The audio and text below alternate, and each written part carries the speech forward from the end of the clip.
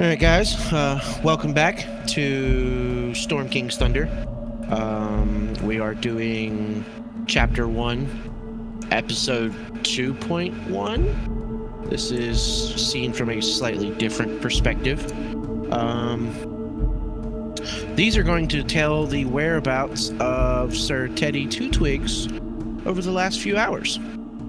I don't know if you have... My fault. I missed last night's session, so obviously I was plucked out. And to make up for my absence, we're going to do this now to show what happened to Teddy during that time. Okay, so Matty P, who are you and what do you do? My name is Matty P. I play Theodore Grand Abuelo, or Abudio, as I like to say. I'm a fighter. I'm a rogue fighter, halfling. A little bit of a cheek in my step. I'm a bit rude, so I quite like it. I'm a bit of a... I like to call myself a marathon streamer, because a 12-hour stream is an apology from me, because that is too short. You deserve more time. You deserve more pee. And you deserve more of the pee. And that's how I feel about that. All right, straight face. Yep, no, we're good. All right. In the end of Chapter 1, Episode 1, we were in the city of Nightstone. That's really zoomed in. I really don't know how to stop that. That's fine. Got myself down. This was the scene from the end of the last game. We had killed the 2 wargs, 2 goblins, and that almost killed half the party, so we opted to take a break and rest in the church. Yep. The church seemed like a safe place. The door was still lockable. You guys went in, made camp, fed up, cleaned up, studied. Everybody split shifts for guard duty. Smart thing to do. And luckily, old Teddy had the last guard shift of the evening. And this is where we pick up at. So, Theodore, you're in the church. Everybody's asleep in their own little mat.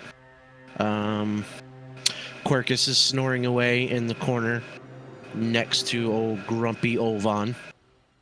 And even though Nazora has gone to sleep in the corner by herself, creepy old druid has somehow managed to worm his way over there. What are you gonna do? Okay, well, with their snoring and all their all with the general noise they're making, I didn't really empty much stuff. I didn't really unequip much stuff or anything. So, will I make much noise gathering my? Because what I'm going to do. I've decided. Being that you were the last the last to have guard duty, you were probably one of the first to go to sleep. Now, I would say that your mess kit's picked up, your backpack's packed. You have light armor, so you have no disadvantage for sleeping in light armor. So you can wear your leather vest to bed and still get a full rest. You could literally roll your bedroll up, pick up your backpack, and carry on your way if you so choose. Okay, wow. Well, at this stage, I'm not happy with this situation. I've just joined this. We've got this raucous as fuck dwarf paladin he's trying to convert me into his religion. I like his donkey, but he's a hell of a handful. Don't know much about the half orc. Nizora's been a little bit quiet, a little bit keeping herself to herself, and then we've got this fairly belligerent druid. And at this point, I need to cut my losses. So what I am going to do is I'm going to opt to. I want to leave via the open window out of the back, which I smashed. Okay. You want to sneak out of the broken window? Yeah. Okay. Granted, there's broken glass all over the floor, which would give you disadvantage. Everybody is asleep, so that would give you advantage. They equal out. Go ahead and do me a favor and roll a stealth check, and let's see if you can make it out of the window and not fucking, and this is alert the entire town. right. So this is normal. Yeah, I'm rolling This is normal. Okay, no advantage, no disadvantage. Okay. No, sir. Stealth. First roll of the night is fucking beautiful. Okay, that's an 18. You walk up to the window, you see where the certain chunks of pane glass are that you knocked out earlier and spotted the goblins. Goblins.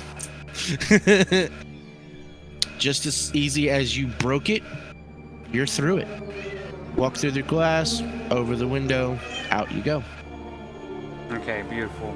Right, okay, stay in with my sneak. So I have got the natural stealthy, but it's nothing around. Same with It is nighttime. It is a clear night sky. There seems to be not a cloud anywhere to be seen. Plenty of stars glistening up there. The moon is pretty close to full. It's night, but you can still see. Okay. Once your eyes adjust, once you're outside of the building, you can see just fine. Okay then. Well, if that's the case, I'm just gonna turn back and look through the open window. I'm safe travels. Like say it to myself. I'm just gonna thank you for creating such a mess. Alright, okay. Sticking with my staying in sneak. I know we're not in combat, so technically I am still moving like half movement, but I don't mind taking my time trying to leave here. But on the way out, there weren't nobody in them on the way in, so on my way out, I would like to try and search this guard tower. You want to look in the guard tower? Yeah, I want to look into the guard tower. Okay. Door's not locked. All right. No, just it's not locked. I'm just gonna I'm gonna ease it open. Should I do it slowly? Like if it creaks, kind of hold it still. I just want to get enough through to just sidestep myself into guard tower. Okay. Being that this town is kind of a popular town and not exactly poor and shanty, it's not a massive town with flourishing businesses, but it's well kept. The door opens no problem. You pull the latch, it clunk. Door swings open just far enough for you to creep inside. Unfortunately, with the dynamic layers, you will not actually be able to get into the building. I've seen if I could. Flaw on That's all. I know you said you could go through the edges. I was seeing if I could get into the corner, but actually, on my end, I can open the door for you. Why don't you walk on in there? Hey, okay, I'm inside. Alright, okay, so... Alright, it's a simple guard tower. You see in front of you the giant wheel, probably about 6 foot tall, with a crank handle on it, and chain that is as big as your leg. Okay, Assumption would be that it covers the drawbridge.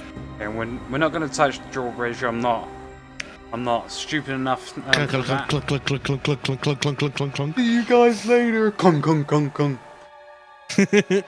That's pretty much it on the bottom. If you do look to your right, you will notice that there's a ladder that goes up to the roof. Okay, there's no seating table for the guys to sit down here or anything like that. There's no. Doesn't appears to be. It simply is a guard tower for the drawbridge. Okay. Simply to open it. Okay. Then so there is a ladder that goes up to the hatch. Okay, I'm gonna climb up the hatch. Does the hatch open without will it unlock itself?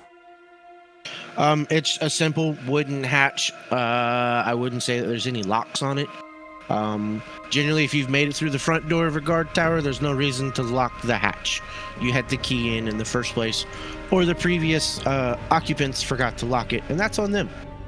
Okay, well, So I'm gonna go. you're up onto opening the hatch. You're taking a look up there. Yeah, I'll go up and it'd be the battlements. Would I be right in thinking with the, or is that? Yep, you would be up on the top. You could look out through the battlements.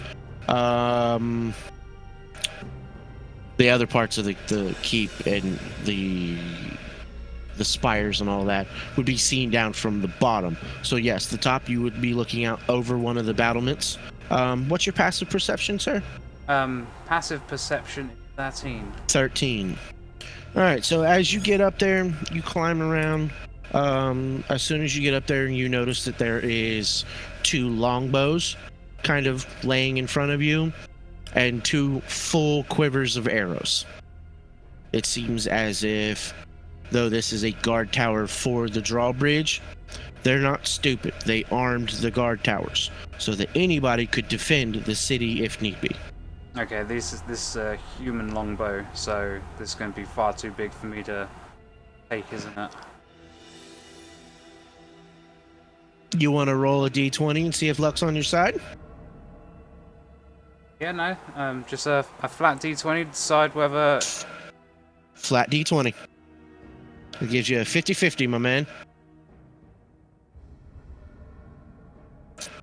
Luck is on your side this evening. It appears to be 1 longbow is human-sized, and 1 longbow is halfling, or dwarf, or... Just suited to small stature. Suited to you small stature type people. I don't mean that in a racist way. Is that because Please, I'm a I don't want any hate mail from any dwarfs or any halflings or any midget elves. I think that might be a thing. I don't know. We're still learning. We're still learning. Okay. So yeah, there is 1 longbow, longbow, and 1 short longbow. Okay, so I'm gonna drag. Would I have proficiency in longbow? Because I know I didn't put it onto my armor, onto my proficiency, because I'm just not using it. But being that you are a fighter, you have proficiency in all simple and martial weapons. Yeah, I just put a longbow into my inventory. And Okay. You gonna pick up any arrows? I was gonna take a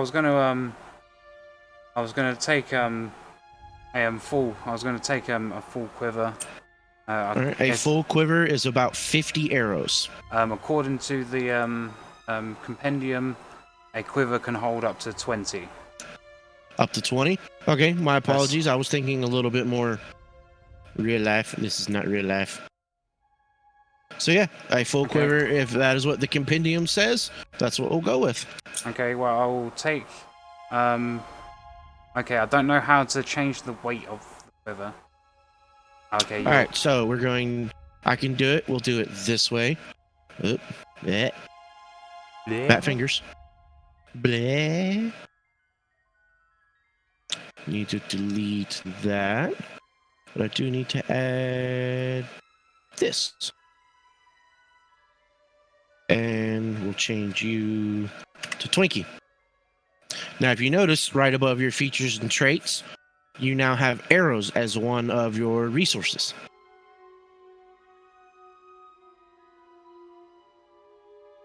Great.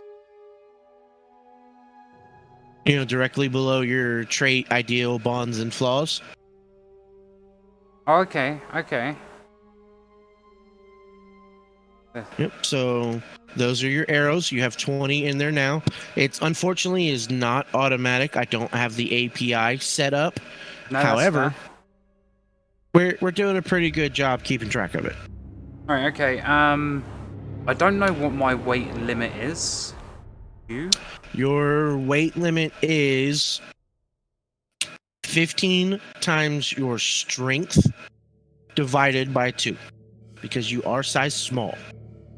Okay, I'm just gonna pull up my calculator just to, because Well, no, it's because the arrows, 20 arrow. Okay, no, you know I don't need to do that. I don't want to take the second quiver, You but don't want to take the second quiver? I want to take the other 20 arrows from that quiver, but obviously they would be more like stuffed into the bag. Like, it's like, do I have any? I don't really want to use the rope, but no, I was just thinking it's just. I would say if you pack your bag incorrectly, you could stuff 20 arrows, say, on the side with, you know, either your mess kit below it or something below that. Okay, you could carry 20 in the backpack and 20 in the quiver.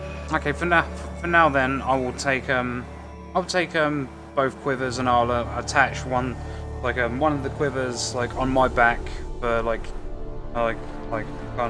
kind of over with the longbow, and the other I'm just gonna kind of like makeshift like tie the quiver onto the back of my back on my rucksack. So if I wanted to get to it, I'd obviously have to take my bag off to reach them, but I don't have time to rearrange my bag to get 20 loose arrows. Okay. So in that case, we'll change your inventory just a little to excuse me, to reflect that. No, that's fine. And then this one, I will type arrows. But okay, what backpack. did you see? What did you say my weight? Because I'm small, is 15 times my strength. 15 times your strength divided by 2. By 2. Is at. You're at 93.5 pounds now. And my max weight is 97.5 pounds. Okay. Once you hit max weight, you'll become encumbered stage 1. Stage 1 slows your movement down by 10 feet. Once you hit, I believe it's 1.5 times your max weight, you become encumbered stage 2. Your speed is 5 feet. You're essentially dragging whatever the fuck you're trying to carry. And then once you hit 2 times your max weight, you can't move anymore. Is how it was explained to me. Okay, no, that's cool. So you're at 93 pounds. So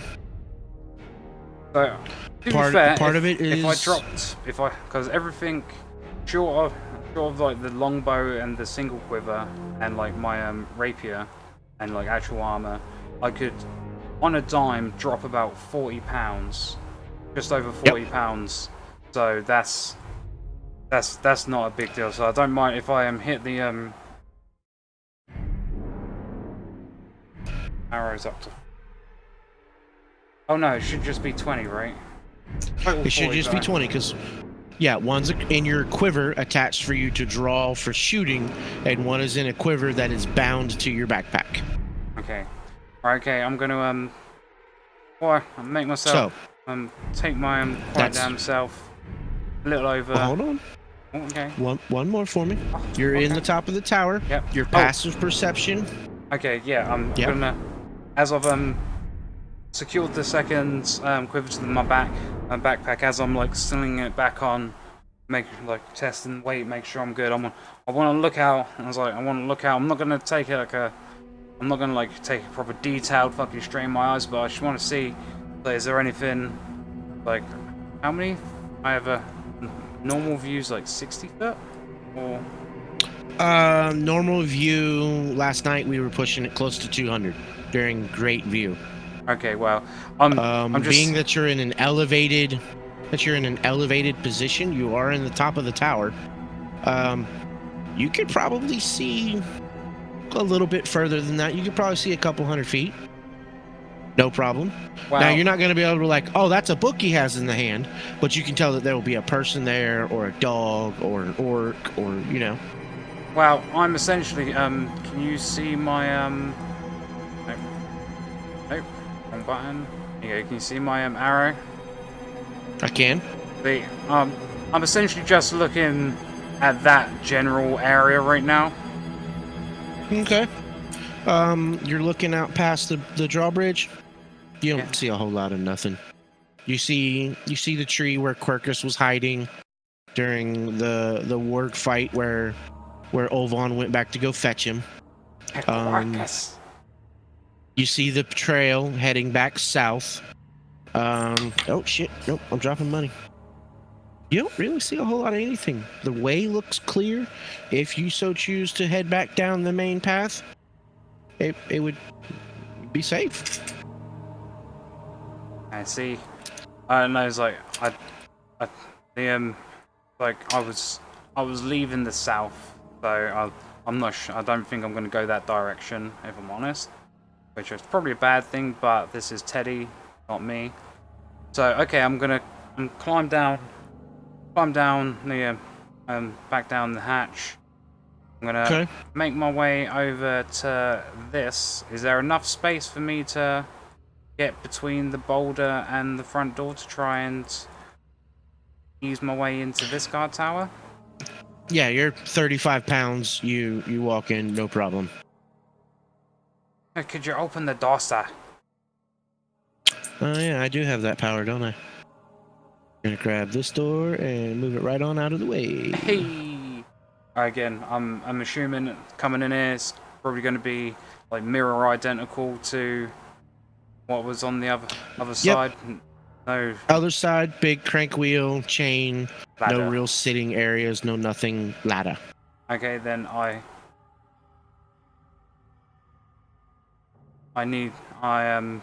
gonna climb up. I'm gonna climb up to the the ladder, kind of push this latch safe enough to go up into as well. Yeah, it's pretty much of the same conditions as the other one. You're gonna climb up onto the roof. You'll see pretty much the same thing that was on the other one. A couple longbows, some arrows. However, there is a brown sack in the corner. There's just another couple more normal bows as well. I'm not gonna take any more arrows. I've got 40 arrows. Right, okay. Yeah, there's 2 regular sized bows, 2 more quivers of arrows, and a small brown sack in the corner. Okay, I'm gonna go over, lean over. Would it be an investigation? Yeah. If you're gonna look inside of it and see what's in it, it'd be investigation. Yeah, I'm gonna walk over it. I'm just gonna pull out my rapier. I'm not trying to hide. I'm just gonna prod it, make sure nothing moves. Just you poke it a couple times, nothing moves. You poke it once a little bit harder. The tip of your rapier kind of pierces through the bag. That's it. Nothing squeaks, nothing squirms.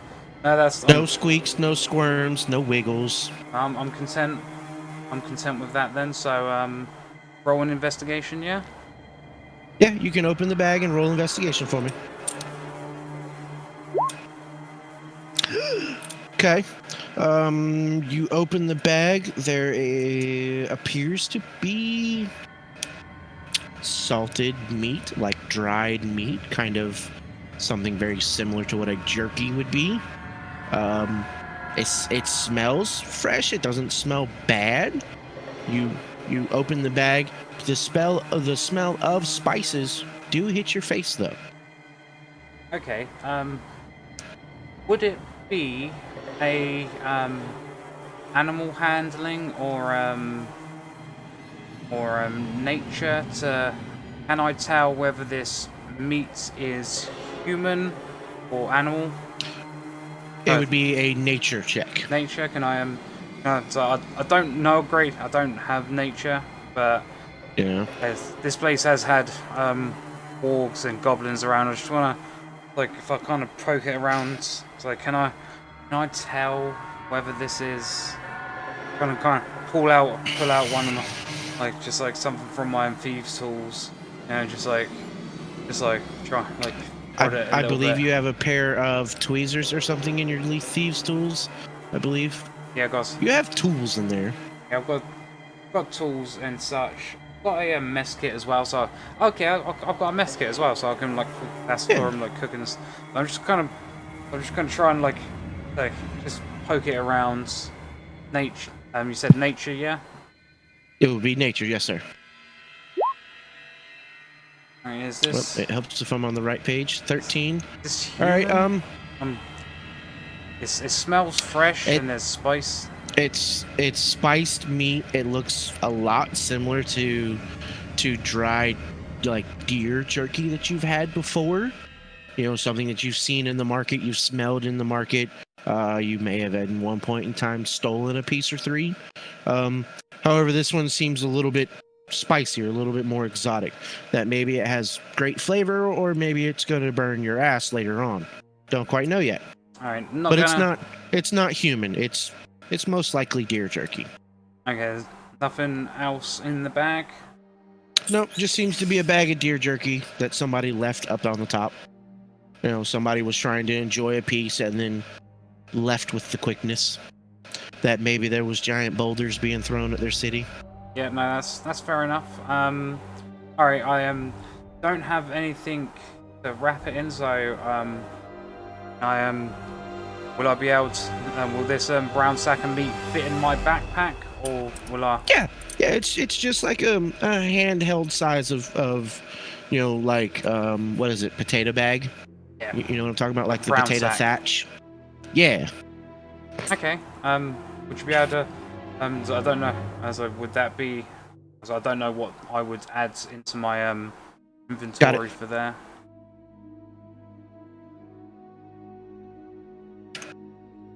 Jerky sack. How many? Like how many like days of rations is that likely to? And also, should I minus a ration because of because Yeah, of the you sleep? did eat before you took a nap. Okay, yeah, so I'm Well, a down, long nap. okay, putting myself down to 9 rations. Let's see. It's a jerky sack. Nutritional value of a piece of jerky in real life is you can have one like 4-inch piece of jerky like every 4 hours or something, and you should be able to survive and not entirely die. So I'd say a 1-pound sack of jerky would probably be 3, maybe 4 days worth of rations if you very, very sparsely ate it. Like if you survived off beef jerky, you might be lethargic by the time you finish, but you won't be dead.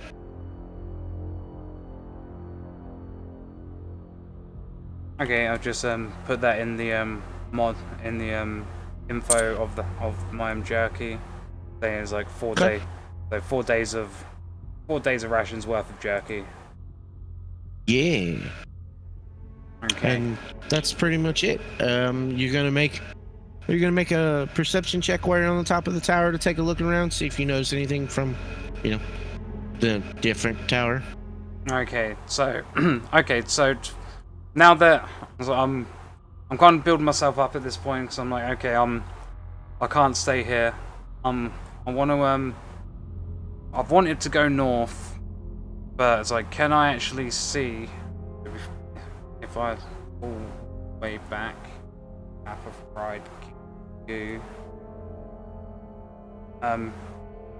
Is it? Side note, out of character, Zero just sent me a picture of the world's juiciest steak, and it's got like provolone cheese smeared on it. Let's- Oh my god. Let's not talk about food, okay? Yes, sir.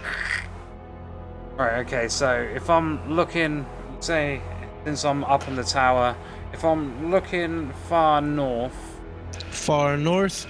All right. So when you came into town, you know that there's stories of the Deep Forest that is slightly north.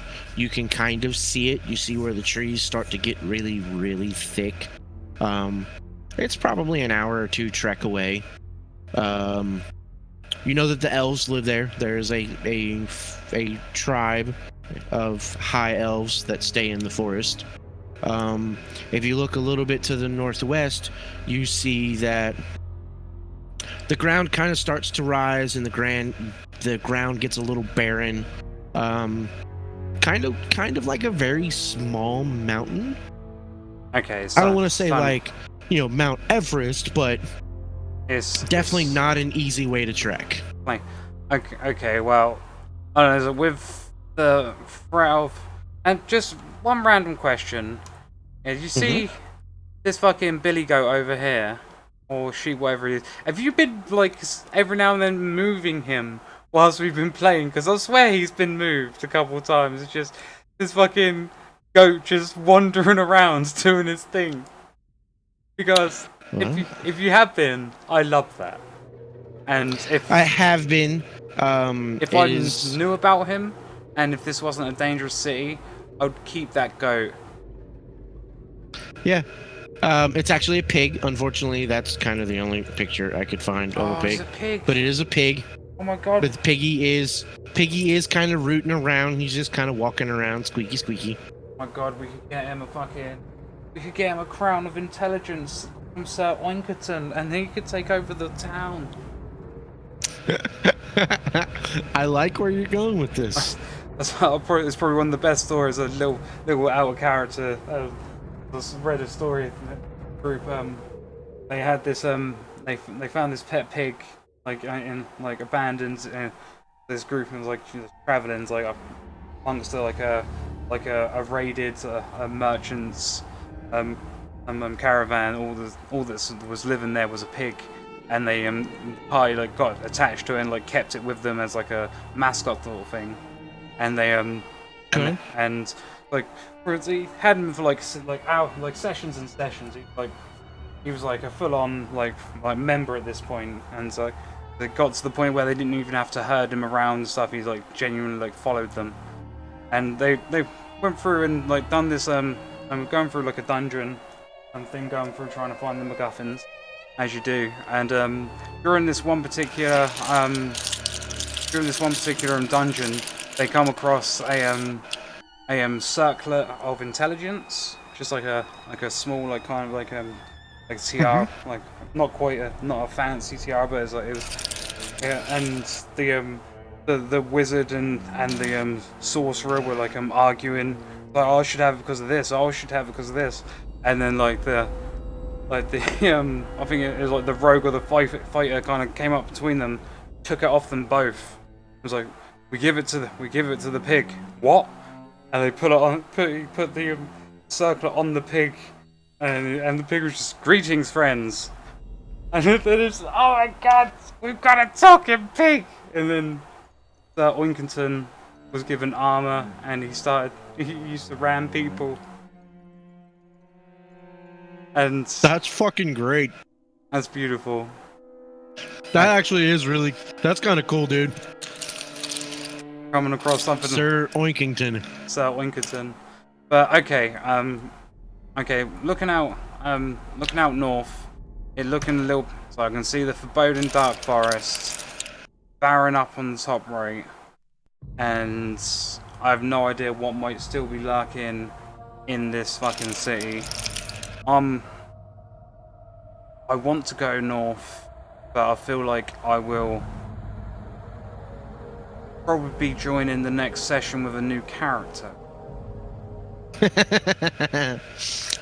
That is always a possibility, pretty much no matter which way you go. Exactly.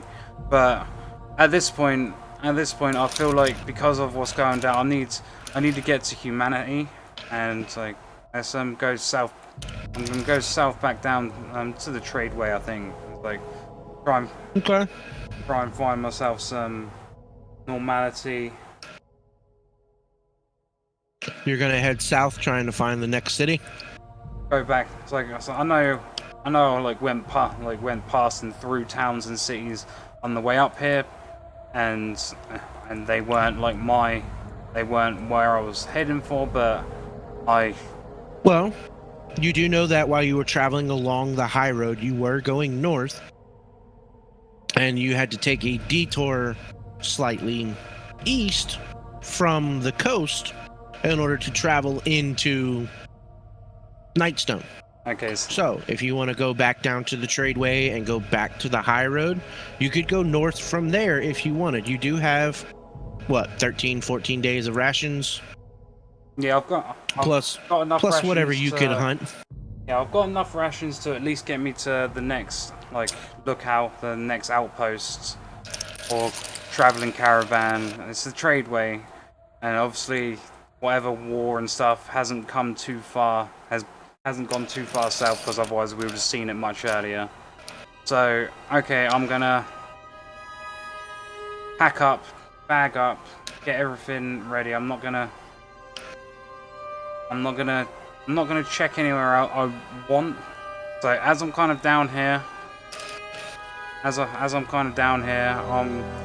I'm looking at this like little farm area. I'm looking at this building here, and at this point, I don't think it's worth me potentially fucking myself up. Not quite worth the risk to get in to get whatever possible loot there is. I can't turn him.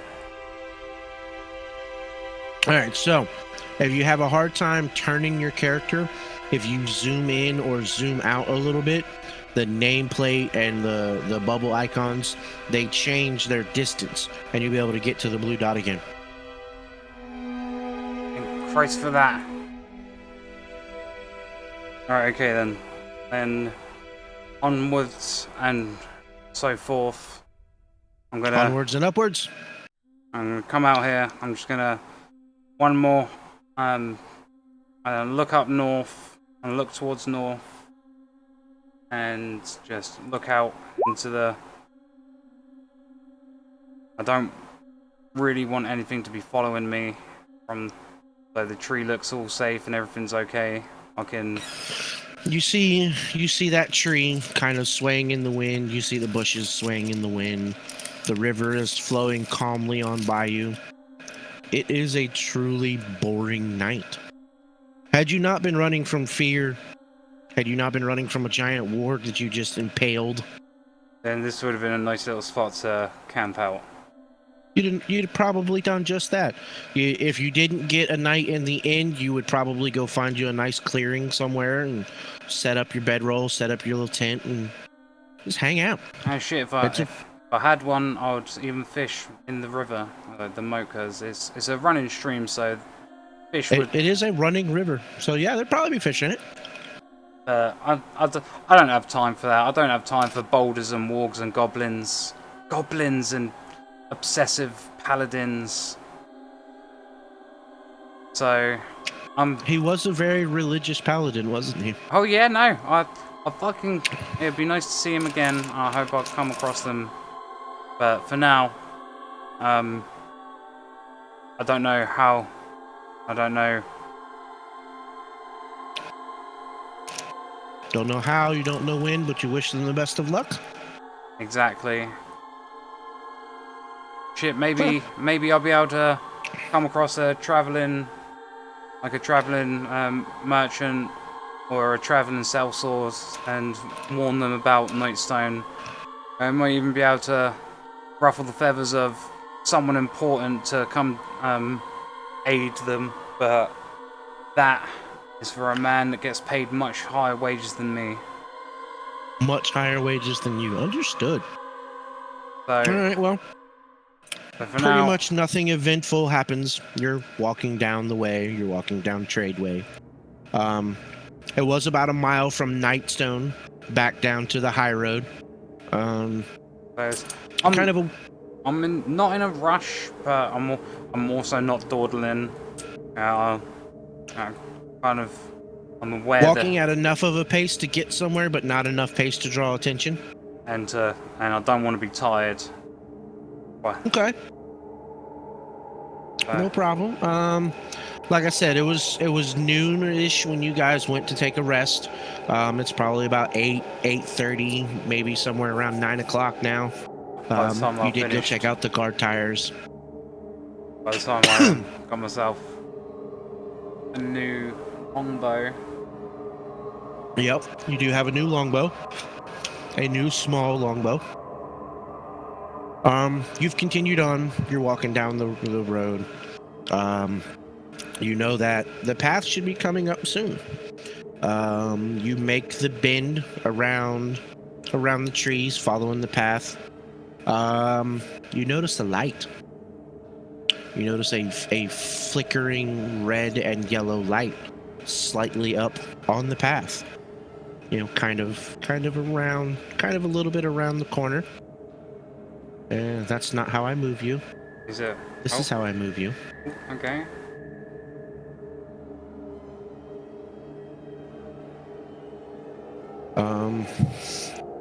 Are you going to be continuing to stand on the path, or are you going to do your normal? As soon as there's like light, I was would come up to the tree, snuck down, stayed off the main path, and I would have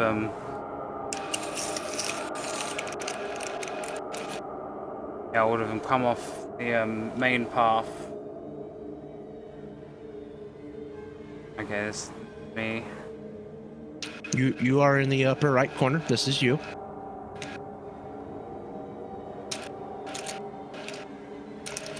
Okay, so if I'm sneaking up, can I see that guy? Mm-hmm. What is on the map right now, for the most part, you can see. You have a little bit of a difficult time looking down on the bottom over here. You can see what appears to be some tents. There's a much duller light coming from over there, say maybe a smoldering fire, or a fire that might have something over top of it, like a cook pot or a griddle or something. The light that you've seen flickering, once you made it around the corner and now that you have moved up to the tree line, you can see is a campfire. It is a campfire. There seems to be a couple logs around it. There's a pot of possibly stew, possibly rabbits, possibly just carrots. Something's cooking. You see a couple horses a little bit to the south, a little bit down. They're kind of all hurdled around a tree. There's a watering trough there, and a couple carts. One of them is empty. One of them's full of a bunch of crap. Okay, so. And there is one dude in front of you. Would you mind making me a perception check?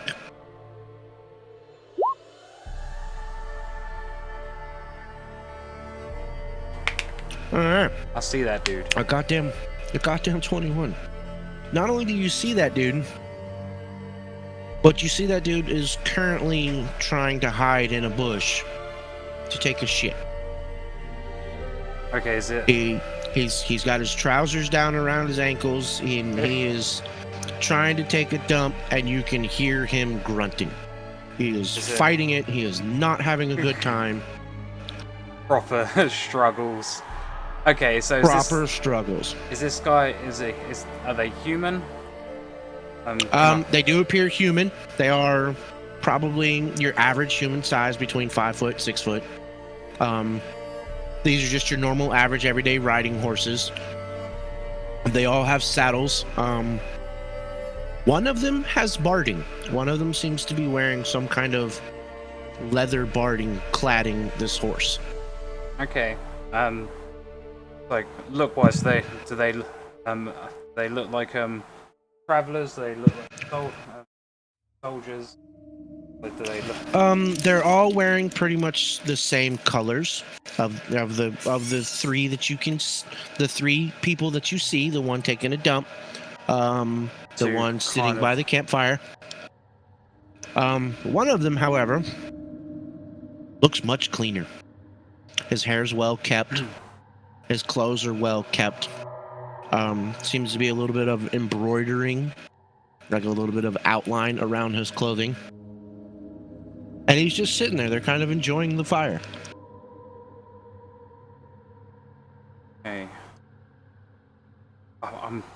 I can't justify just flat out murdering someone.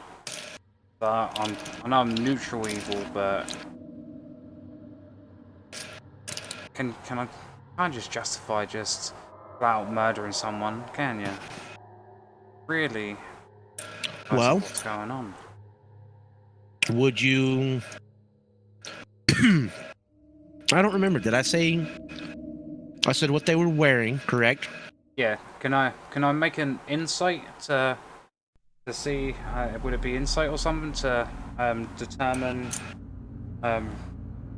like who the like are they like like do I recognize where they're from, their like armor, their Yeah. what, Yeah. You would make an insight check. can I tell whether these guys are like local militia or invaders or something? What do I want to know about these motherfuckers? All right. So you rolled a 17. You notice that it's not quite the clothes that they're wearing. What you originally thought was just clothing is what you recognize through your travels through many cities to be the capes and shawls that people would hide, that would put over their armor, that would put over their leather armor, their studded leather armor, their chain shirts, something to hide the fact that at any given point in time they might be prepared for battle if it was so necessary. But there's no branding. There's nothing to show who they're from, what city they hail from, what side of the army that they might be on. Okay, so Nothing. can I I guess I know I'm like in the tree lines, but I want to stealth to get closer to this guy, see if I can overhit guys. So okay, so Yeah, if you would like to, that would be one stealth check. am I are these see in front of these trees? Yes, sir, they are. Okay, This is a big ass tree. This is a rather tall ass tree. This would say is probably a rock about 2.5, 3 foot tall, kind of a decent sized rock. And then this one is another tree about 5, 6 foot tall. Okay, so being that you're tiny, you could probably walk up to all of them and never be seen. I was gonna say damn it. Being this close to things, I can encouraging my naturally stealthy.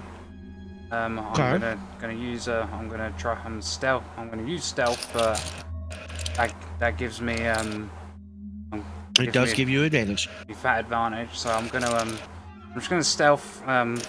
Essentially, what I'm gonna be doing. So you see where I'm pointing here. I wanna stealth behind this tree and slowly get closer to be fine. And you said this tree over here is like a 5 footer and all, right? Yeah. Like it was I don't want to say a fresh tree, but it's definitely still just a young sapling. But it's still just over 5 foot. Which anything larger than myself, because I'm small, works. So advantage with stealth, and I want to get behind these trees, and I want to get closer. Okay.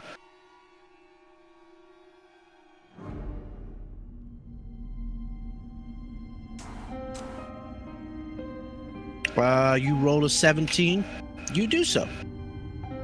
You walk very slow, very close to the trees. You know where the twigs are. You see where the roots are. You don't fall over a tree root like you did yesterday. Yeah, no, I'm keeping that in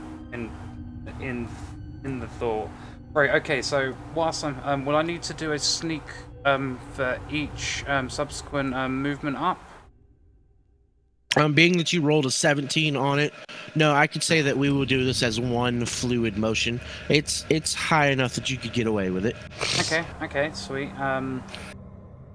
You walk by the big tree, no problem. You walk clear as day underneath of it, kind of steadying yourself under a branch.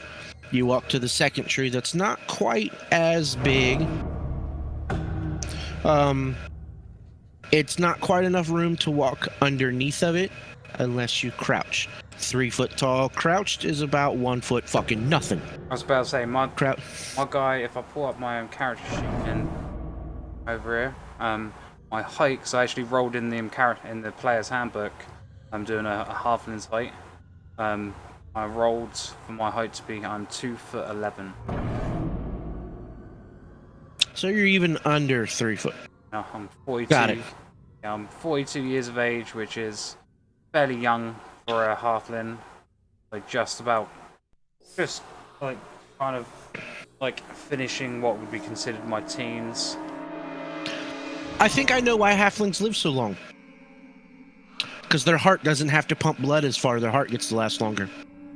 Yeah, no. And there's like I imagine like rest and probably with like concentration, a halfling probably get their heartbeat down to like 15 beats a minute. So you creep underneath the second tree, no problem. Right, so I You want to keep get mind of a low-hanging branch to not smash your face on it. okay. As you're doing Whilst this, I'm at you're still this- hearing the dude grunting. Just All right, whilst I'm at this tree, when I'm at this tree, I want to take my backpack off, just so I'm a lot, there's a lot less noise.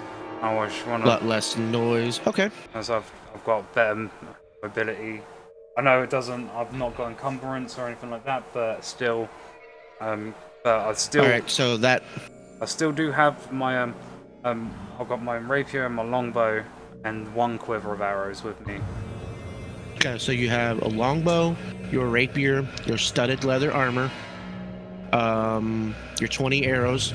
Is your coin purse on you or on your backpack? I would assume yeah, tied to your belt pack. Yes, but it's like they're kind of like my both my actual coin purse and the stolen coins were kind of like fastened like on the inside of my belt. So I was like, okay. So I was like kind of like it looked like I'd have to be grabbing my crutch to like get a coin out, but I'm not. Okay, so they are inside of your pants. I don't. Fair enough. I don't have coin on show. You know, so it doesn't. Okay. Don't chink even during the day. You know, so I'll always look poor. Okay. Yeah. You take your backpack off. You want to hide it underneath this tree? Yeah, I'm keeping it here just so I know.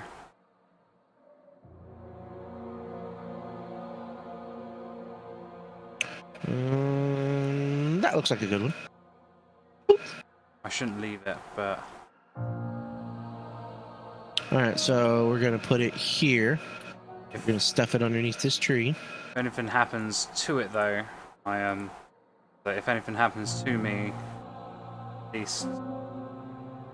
least, this is hidden. I wanna, am I able to?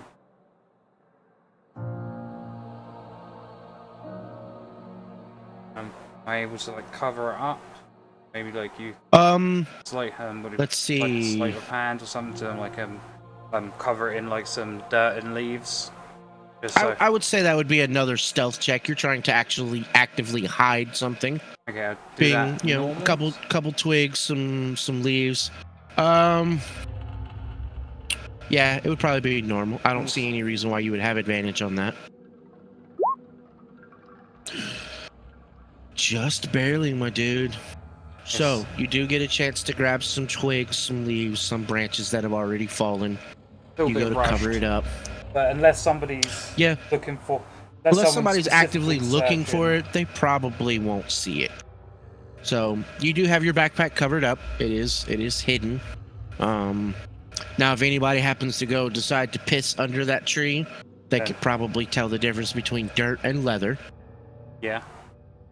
All right. So, you have no backpack. You are armed to the teeth. You're sneaking up to the last tree. Yep. Do I need because now I've restarted. Do I need to do a stealth check? Being that you have stopped and did a second action, I would say yes. Okay. Still behind the But big you do tree, get though, so advantage. Still behind the big tree, so advantage. fucking glorious. But I want to get here. Okay, this tree is about 5 foot tall. You unfortunately can't creep under it. However, you can kind of shimmy your way into the branches so that way you're in the tree. Kind of crouched down so I can't be seen this side of the rock. Correct. Like I said, that rock's probably about 3 foot tall. You're crouched down, you're fine. So from this line of sight, you're perfectly fine. Nobody could see you. Alright. Now, okay. What do you want to do? Would it be, I'm guessing it'd be an investigation to see if I can, like, because obviously this guy's grunting, so I'm trying to block out the grunt. I want to try. Yeah, he's just not having a good time. Fucking too much red meat and wine, bro. That gout will get you. But no, Smart man. I want to try to block out the grunt, and I guess it'd be would it be either investigation or insight or something to see if I can hear these two ragamuffins? Are they? That would be a flat out perception check. That would just be a perception. Insight would be to know if you know what they're talking about. Investigation would be trying to listen into their conversation to hear I would say, a specific subject or a specific word. So being that you're just trying to listen, I'd say perception. Yeah, now, are you listening to the gentleman shitting in front of you or the guy out by the fire? Oh no, it's like I would assume I'm trying to block the grunting out, and like but he's close enough to actually hear what he's saying. Kind of trying to see if I can strain my ear to see if I can hear what these guys are saying. But I'm not trying to go for anything specific, but I'm trying to gauge whether attacking these guys, whether I walk through here, as like waving hello friends, or do I have to try to get through them? You know, that's what. Okay. Well, if that's what you're doing, that would be a flat-out perception for me.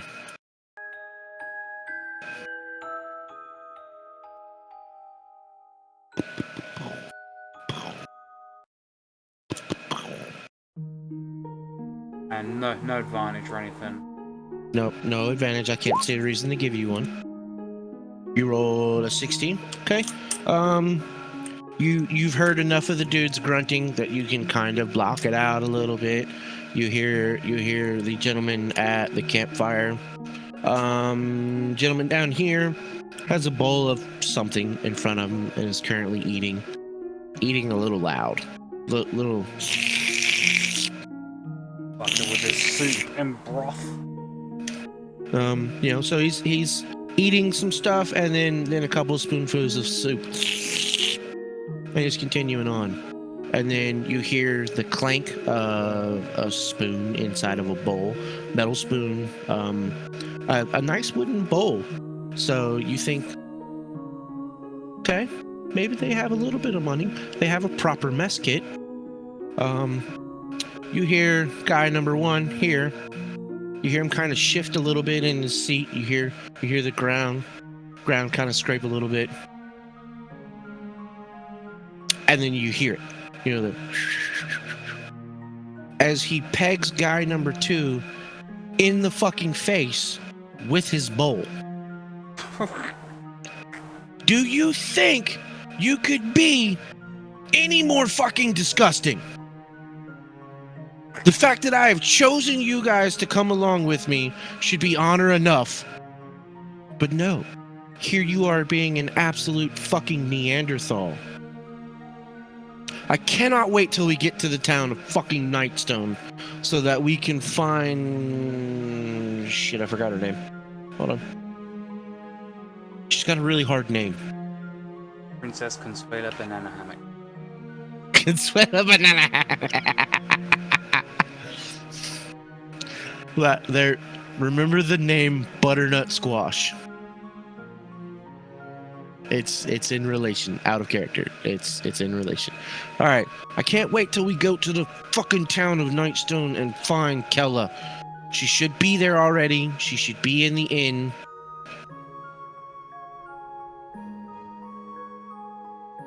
Did it say his name? No, he didn't have a name. His name's gonna be Charles. Because he looks like a fucking Charles. And for fucking Christ's sakes, Charles, how long does it take to take a fucking shit? I ought to make you sleep outside. Guy number 2, who currently spilled all of his food, he got hit in the face with a fucking bowl, says, sorry, boss. No problem, boss. We do appreciate you letting us on this trip, on the trip, boss. I promise to protect you with my life. I'll kill anybody you say. You just point, and I'll put a bolt in their heart. I promise, boss. I don't need your filthy sniveling. Finish your fucking meal. Check the horses. Ow. And he turns back in his seat, and you hear the rustling of what would sound like brand new leather. You know, where it's still got that stretchy sound, that like it was fresh made, not quite broken in yet. He turns in his seat a little bit. You hear his feet scuffle on the ground, and you hear, God damn it, fucking thing, shink, and then as he pulls, I would say, a sword of some sort, a scimitar, a rapier, a short sword, something out. You hear the drag of the scabbard, and then you hear the blade stick in the ground. You know, the fucking thing cost me a pretty penny, and I can't even sit down and eat my goddamn food. And he scrapes another bowl of food. Guy number 2 sets his bowl down at the camp and starts to wander away to the horses, doing as is told. Alright, okay. This is now or never. These guys. This could either. If I show myself, this could be 50-50. Or this. And this. It just doesn't make sense. I was like. There's quite a few horses at this point I've kind of seen around. So it's kind of. It's like there's definitely more than just the 3 of them. But okay. Okay, well I'm gonna I need a way out of here. So I'm going to make a way out of here. You're gonna make a way out? I'm gonna make myself a way out of here. Alright, so I'm gonna. Okay. And well, you see where everybody's at right now. I can see who I can see. I assume that was the rich motherfucker just went over to the horses, right? No. Oh, no. So, gentleman sitting here is the one next to the horse with the barding on it, the horse with the armor, and you can see from the back. Like I said, he seems to be wearing the same color shawl, kind of wrap. You know, it's fancy. It's got a little bit of silver embroidering, and right, know that those are the things that cover up armor. Okay, we know. So this motherfucker right here, is he faced away from me or faced towards me? Which motherfucker? I didn't see your ping. The guy taking right a fucking shot. All right, he is 100% faced away from you. If he was to lean forward, he would probably blow shit chunks on your leg. Okay, so this I'm gonna. Okay. See what we're gonna go for.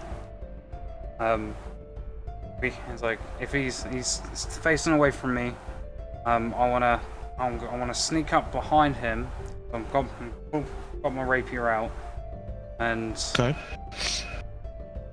And what I wanna do is I wanna come up directly behind him. And I wouldn't go below him. He's currently pooping. Okay, let's not do that. I want to come up behind him, and again, I've got both disadvantage.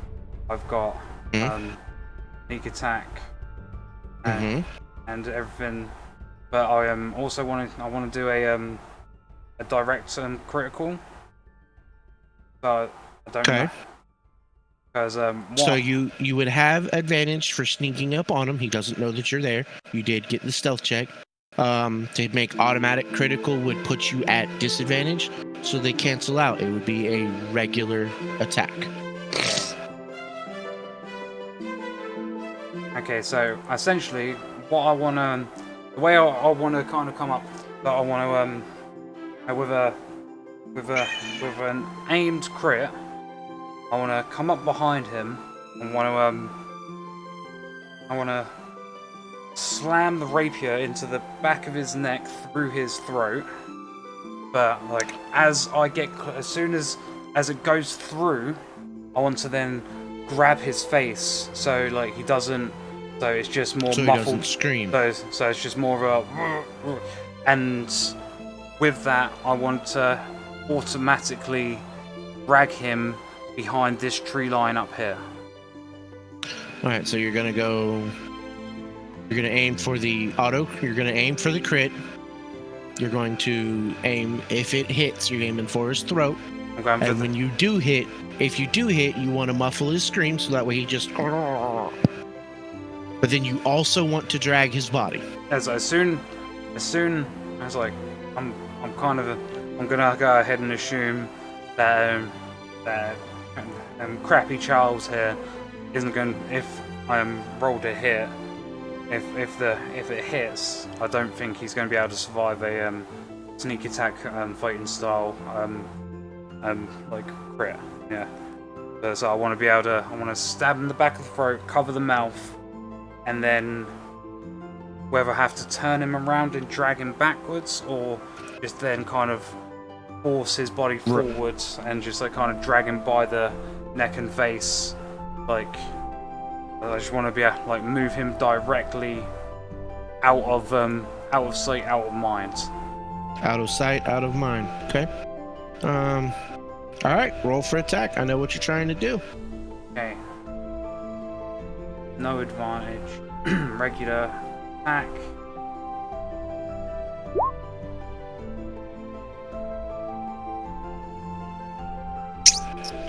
A rapier with finesse. A 15 hits, sir. So roll for damage. Oh, would I have to roll it twice?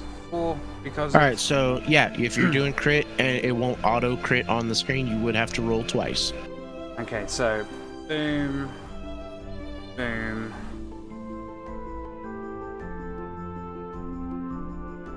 Okay, so you just did 28 damage. You want to word this, or would you like me? Oh, okay. It's like, you know what I'm going for. What's the results? Okay. So, you creep up behind this dude, right as you hear a nice solid, and as that last sound leaves his mouth, the tip of your rapier leaves the front of his throat. It's just as it pokes forward, you cover his mouth, and in the same motion as he's falling forward, you push him into the bushes in front of you. He just falls down. Just simple. He was already squatting, so there's no large fall. You do exactly what you intended to do. He is dead. He is dead beyond dead. Like, revivification is not a thing. Though, do me a favor. Roll acrobatics, please, sir. Acrobatic. Yes, sir. No advantage. No advantage. As you know that when a person dies, they unfortunately expel all of their bowels. Their bladder empties, their bowels empty. You stabbed him in the back of the neck, killing him. You severed his spine. You fell forward, pushing his body into the bushes. And unfortunately, right about belly range, belt range, you now have a nice, lovely brown stain. got covered in. Okay. You just got covered in dead men shite. Okay. I'm not gonna try to wash it, but I am gonna use his cloak to clean it. Yeah, to at least wipe off the chunky chunk. Wipe the excess off, and Fair. I am gonna just quickly give him a one-over, check for coin purses, check for maybe throwing knives or like just whatever he's got on his person. Alright, you find a coin purse tied to the right of him. It's on his body. You pat him down. It's still on his belt. It's got 12 gold in it. Add that to your inventory. He doesn't have anything on him. If he did have a bag, he's currently not carrying it. His scimitar is currently stuck in the ground slightly to the side of where you were. So he was at least smart enough to carry his weapon over. But that's all he's got. I'm gonna grab the scimitar and I'm going to grab his scimitar and I'm gonna just kind of like put it beside him or just like under. I don't want somebody to look over and see the scimitar stuck there and him not there. See a scimitar and no scimitar owner. Exactly. Okay. Okay. So I'm gonna just he's in the bush. He's currently in the bush, dead and shite covered, and there's a sword stuck next to him. Okay, I'm gonna. What are you gonna do? I'm gonna take this moment I'm not taking his coin purse. I'm gonna put his coin purse. I'm gonna take the 12 gold, stuff it into one of the coin purses I've got on me. Okay. So it's just as I'm not carrying anything extra. It's just as easy as just like lifting up the trousers. Yep. You've handled coin your entire life. You know how to do it. Being that you're currently trying to be sneaky. I'd say that you pretty much automatically know how to grab no more than what your hand would hold and into your pocket. It may take 2 trips from his bag to your bag, but it's no problem. It's done quickly enough. Right, okay, so 1 down, 2 to go. Right, okay, now straight away, looking over here. That is a tree directly. Is that a tree and then bushes directly behind him? Okay, so this one is a tree. This one is a bush. This bush is probably about 3 foot tall or so. Kind of think of a shrubbery. Shrubbery. Wow, it's still. If I crouch down, it's still fully of. It's still tall enough. You could stand up tall behind it. It's a fucking shrubbery. Okay, then. It's like because I've got the naturally stealthy, and I'm gonna stealth, and I want to get behind this tree over here. You want to stealth behind that tree? All right, roll stealth with advantage, sir. You are already hidden. You are already trying to get behind a tree.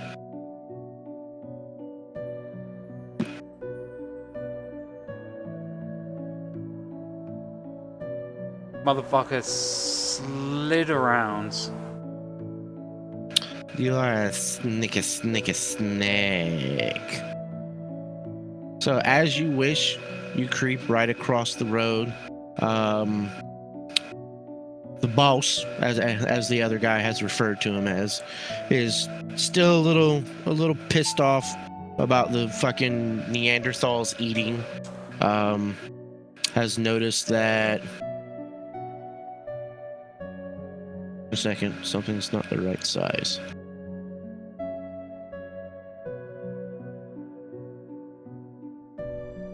Okay. As you creep up to the bush, no problem. You creep around the bush, no problem. You step over a small pile of leaves that are right there, from where you can see that many people, instead of taking the obvious choice, they've created a desire path. They've created a desire path. Smart wording, thank you, sir. I'll be honest, it's one of my favorite natural things you find in cities areas and like just little local parks. It's always that desired path, like to directly to the swing or directly out of the park and stuff like that. Passive perception is a 13. 13.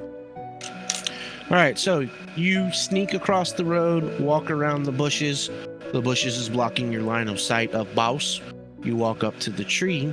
You can now see Baus. Being that you have a passive perception of 13, you hear them. They're currently eating, clamoring away. 2 of them are eating out of a bowl. Not loudly, by the way. They seem to have stopped that. And one of them is drinking from a water skin. They're all sitting around the fire. You are, luckily enough, perfectly hidden. Yeah, they can't see me. They can't see you, but you poked your head around the base of the tree. You heard them. You now know that they are there. By the way, this particular spot right here is what would be trampled down bush. I can't. So there's leaves. Oh, I'm not on the right layer. This spot is full of the leaves from where people are walking. This spot is full of a trampled down bush where someone was standing and made yet another path. Okay, so these bushes here. What this rock he sat on? What about that? That's actually a tree stump. Sorry, his character was in the way. Okay, It is a tree stump. He's sat on a tree stump, and so these are trampled down bushes. So I wouldn't get any partial cover from those. No, sir.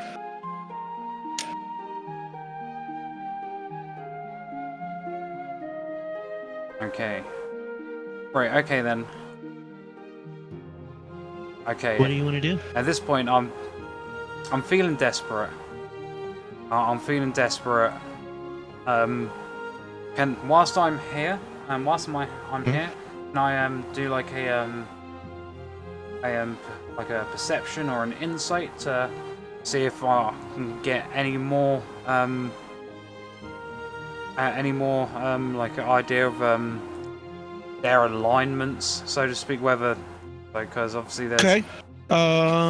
Being that you are now seeing 3 new figures and you are much closer to Baus, I would say in order to gain something that you would want to look at, just give me a flat perception.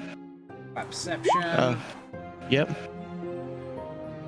We'll go ahead and roll with your passive perception. You're only 10 foot away. It's a little bit better for you. Yeah, that's fine. Like I said, you seen that they all seem to be wearing shawls, covering themselves up. You definitely see... Nope, we need to move you over here. Have one of those? No. Okay.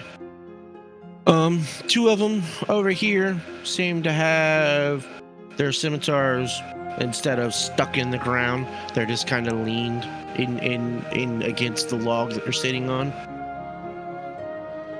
3rd guy down here has a crossbow kind of perched between his feet, kind of sat in the ready position, something that someone who can see the trail would do to protect themselves.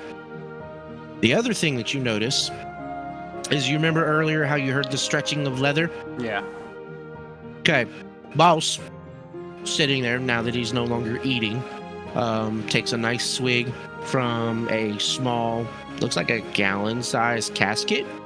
That would ale or wine or grog or something that would be put in. Pulls the cork out, bunk, sunk. The same slurping sound that he threw the bowl at the Neanderthal for, because he's a douche. And now he's... Yep. Yeah, I'll get it.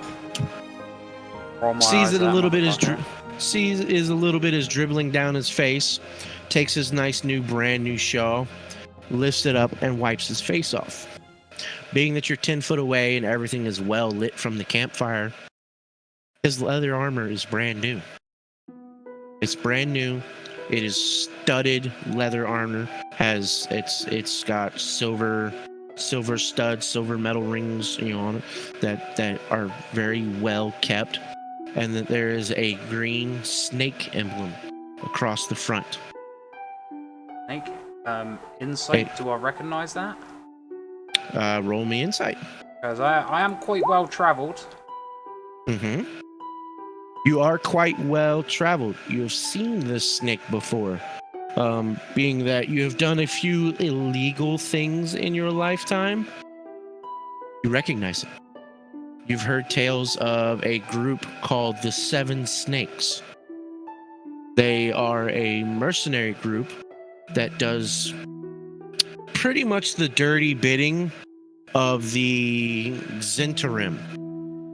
You don't know who they are. You don't know what they do. You know it's a group that you do not want to be associated with if you're a good guy. You're a good guy. Okay. Okay, so these guys are they work alongside clearly bad guys. Clearly bad guys. I don't know if I have. This guy seems to be wet behind the ears and seems to just have money rather than battle experience.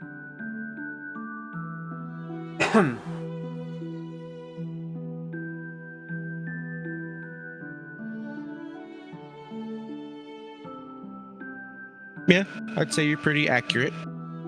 Brand new blade is currently stuck in the rock and root infested ground. He literally pulled it from its scabbard on his side and stuck it in the ground. Yeah, it's a brand new sword. Yeah, I'll see. Okay. Okay, well, I want to do something daring. I want to do something stupid. And... Oh, like what? Split from the group and then piss off a ward? And that's bigger than you? And then abandon the entire party. Yeah, that. So, going along with my stupid like live or let die attitude. I want to try to. My plan is I want to like sneak, but I want to do it fairly. I want to do this fairly quickly. I want to do this fairly quickly. But as I want to do it like fast, but not I want to do it with like dex, not strength, sort of thing. I want to Okay.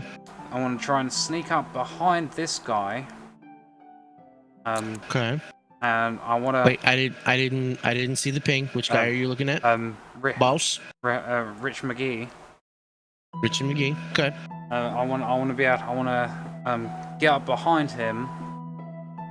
And I want to be able to get up behind him. I want to be able to grab him and like put him.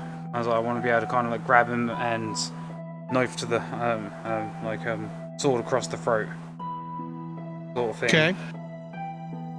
All right. Well, in that case, you're probably going to have to roll me a stealth check against his passive perception. Being next to this larger tree, would that be with advantage, or are you saying no because this is I would say yes, because it would give you advantage. However, no, because now you're stepping over the trampled bushes that are in front of you. You have the leaves to step by and the trampled bush, which will both cause noise as soon as you step on them. So I would say a flat out stealth check. Okay, flat stealth. Okay. And then if you make the stealth check, then you'll roll for, what did you say you want to do? You wanted to basically put him in a headlock with a sword? Yeah. Gracefully? Yeah. Okay, that would be for an acrobatics roll. So that way you could, he is sitting on top of a stump. He is medium sized, so you will have to be slightly aggressive about it. So flat stealth check. If that pans out, then you'll do your acrobatics check. Okay. Okay, so No advantage. Stealth. All right, so his passive perception is lower than that. You got it. He wasn't paying enough of attention. You can now roll for your acrobatics to see if you do just that. Okay, and then so if I'm able to grab him, I then want to then go. So I guess it would be an intimidation, but yeah, that would be afterwards if that's what you want to do. But yeah, no. Let's see if I can. I want to be able to. Well, you're saying he's sat on a stump, so this would be acrobatics. I wanna come up behind him, put my foot on the back of the stump, and I want to kind of give myself that momentum to put him in the headlock, and then kind of almost be like hugging his neck with the rapier, like the rapier blades touching his throat.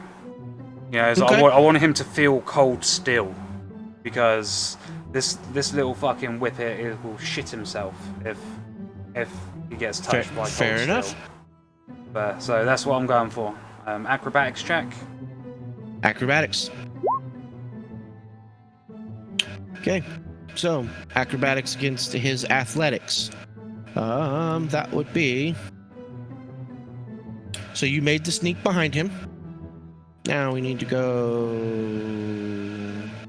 that plus 4. You unfortunately do not do that. Fuck. As gracefully as you are, sir, you get the sneak behind him. You step up on the wooden stump. Go to wrap your arm around him on one side and to put the sword to the other side.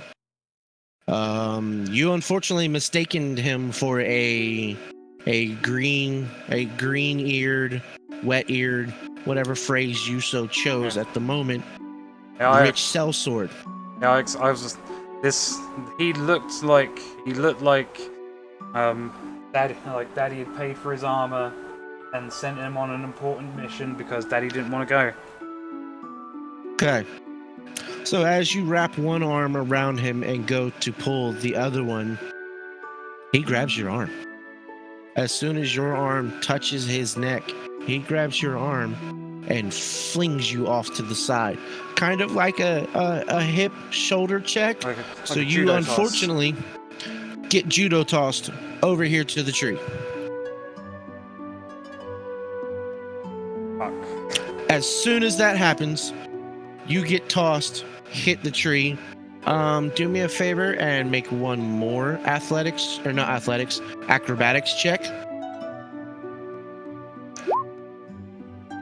Okay. You hit the ground kind of ass first and slide up against the log. You don't lose your sword, you don't lose your bow. You are still currently equipped. You do have your rapier in your hand. But you are, I don't want to say the prone position, but you are sitting down. So we'll go ahead and count it as the prone position. As soon as this happens, both these bandits draw sword.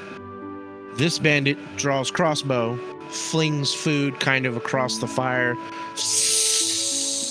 It hizzles, startles one horse, and the horse starts to trollop away. The barded horse doesn't give a fuck. I've seen this before. Okay. Boss stands up, just as slow and contemplated as he can be. Shifts his armor one more time. Doesn't even bother picking up his sword. Kind of crosses his arms. Who are you? I'm in the wrong place at the wrong time, it seems to me. It seems you wanted to assassinate me. What would give you that idea? Begging your pardon, I wasn't trying to kill you, I just wanted to use you as leverage. There's no point in lying at this point. Use me for leverage, huh? What kind of leverage are you looking for? What's your point? What's your goal? What are you doing? I just need. I was trying to escape. And I needed one of your horses, and by my rights, threaten the most important man in the room. Is usually the right way to go. So you thought sticking a sword against the biggest man in the room's neck was going to get you a horse. Instead of saying, walking up to the campfire, introducing yourself, maybe offering a preposition. You know, you guys seem to have quite a few horses. Would you mind, is possibility for one of them up for sale, or possibly buy a ride along? But no, the tiny little 3-foot half man thought it was a good idea to pour. Oh, so you're gonna interrupt me. About that time, you see one of the swordsmen over on the side. Oh shit! You've seen that meme where all the guys and the one dude comes across and he's like, oh yeah. So one of them, you interrupted him, halfling, and he goes, oh, and the other guy was like, oh shit, he done fucked up. Did you talk to boss? He just talked back to boss. So, as you guys are talking, horses trolloping away again, Captain Numbskull over here sees it. Sees horse. Sees you guys. Sees horse. I'm on it, boss! As the horse is now riding away. Alright, tiny man. You seem to be a little brave. What do you need a horse for? What are you escaping from? You use those words very, very specifically. Escape. I'm escaping Nightstone. Nightstone, you say? I did. About that time, he raises his hands and kind of motions for the guys to not quite put down their swords, but not point them at your jugular. But if you notice, he only motions to the swordsman. So the swordsmen kind of draw their swords down across their hips. Okay, Crossbow still got a dead eye on the throat. Okay, I'm noticing I'm gonna lower my sword, but not sheath my sword as well. I'm gonna kind of. Have you stood up yet? Because you were currently sitting on your ass from where he threw you. Yeah, no. As he lowers his, I'm gonna kind of like not have my sword at the ready, but I'm just kind of use my sword hands to kind of push yourself up, push myself up. So I'm clearly not trying to get up in a fighting. I'm not putting my sword down. I'm just kind of. Okay. But it's the quill scene from Jurassic World. Just. Next question, and this is slightly important. Did you clean your blade off? I don't think you said you did. I didn't say I did, but I should have really implied would that be in your character's nature? Well, yeah, because I kind of got covered in the shit. So I wiped the shit off. And I would have instinctively wiped the blade, because that's what I kind of did with the walk as well. I wiped my blade on the. You are correct. You did do that. Okay, so we'll go ahead and say that even though you did not mention it, out of instinct, you cleaned yourself and cleaned your blade. So he motioned for the swordsmen to put their swords down. Crossbow is still dead-eyed. He's still 100% on you. He sees that you have put your sword down a wee little bit, and you have kind of pushed yourself upright. So Nightstone, you say? You're escaping from Nightstone? Last I heard, Nightstone didn't have a jail. Last time you heard that it wasn't covered in 5-foot boulders either. All right, you seem to have an interesting story to tell me. About that time, you hear some more trolloping. A horse, neigh rather loudly, kind of, jumping up, kicking its feet. Boss turns a little bit. Teddy! I swear to fucking Christ, if you let that horse get away, I'll give you 20 goddamn lashings. Don't worry, boss. I got it. Goddamn horse is strong as shit. About that time, he grabs a hold of the rein, tries to pull the horse down. Horse ain't having none of his shit. Takes off another strap across the road, and you see the both of them, or see him get dragged forward. But he didn't let go of the fucking rein. I'm gonna like scratch my nose to cover the grin. Just. So he says all that. He turns back a little bit this way. Flip horizontal. Which one of you two fucking idiots brought Teddy along? Both the guards just kind of look at each other. But wasn't me, dude. Wasn't my idea. I actually brought myself along, sir.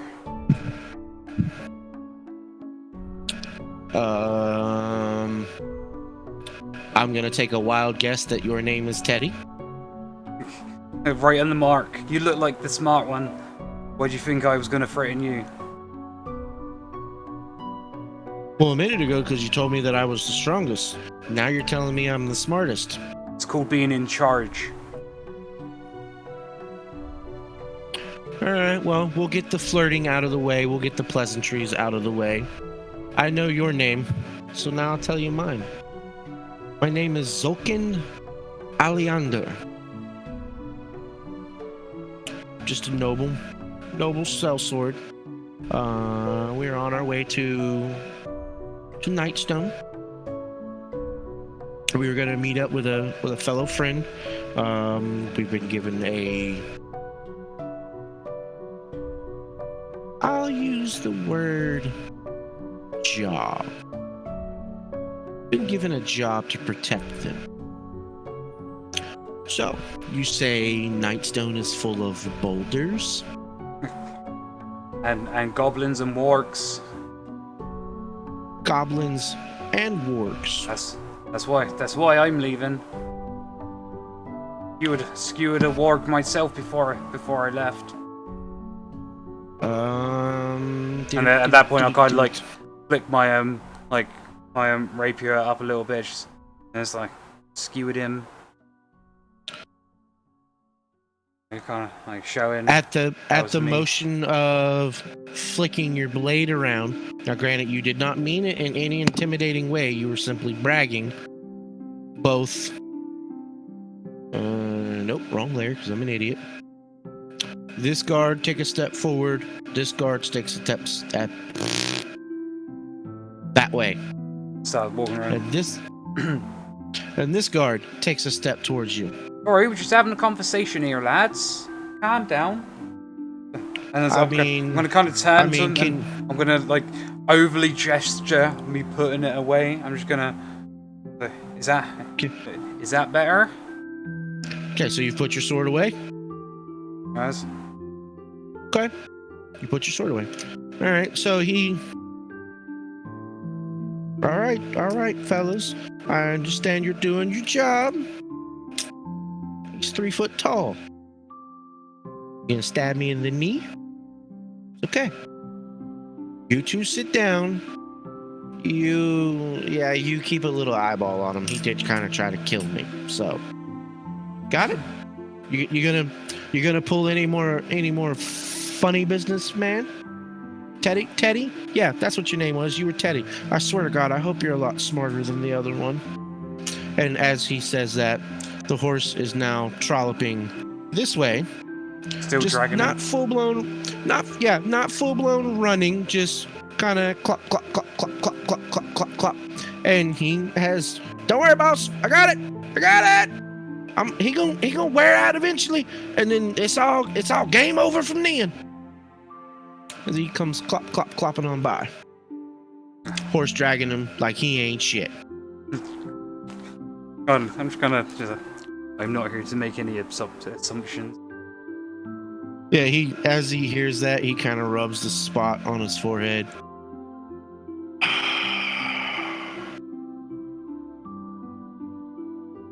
I would never really wish death upon someone who works for me. But I give 10 gold to the first person that kills him.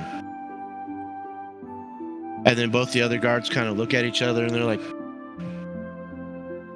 serious, boss? No, I'm not fucking serious. Oh my god. Now you're making the other side of my head hurt. Alright, back to our conversation. If you have a good enough conversation, I might let you fight one of them. Just to get your aggressions out. You seem to be a little angry, ornery little fella. You know, with the whole sword to the neck thing. You know? Hey, I was just trying to make my way. I know. Clop, clop, clop, clop, clop, clop, clop, clop, clop, clop, clop. Comes running on by. Okay, so where were we? Nightstone, goblins, wargs, boulders. Go! Well, I only arrived there much earlier this morning, and it looked like it'd been under some sort of siege, like not quite like any I've ever seen in my life. Boulders 5 foot round, stuck into the ground right across the city. Goblins ringing the church bells. Orcs eating scraps off the street. If you were looking to meet somebody there, I highly doubt that they're going to be alive.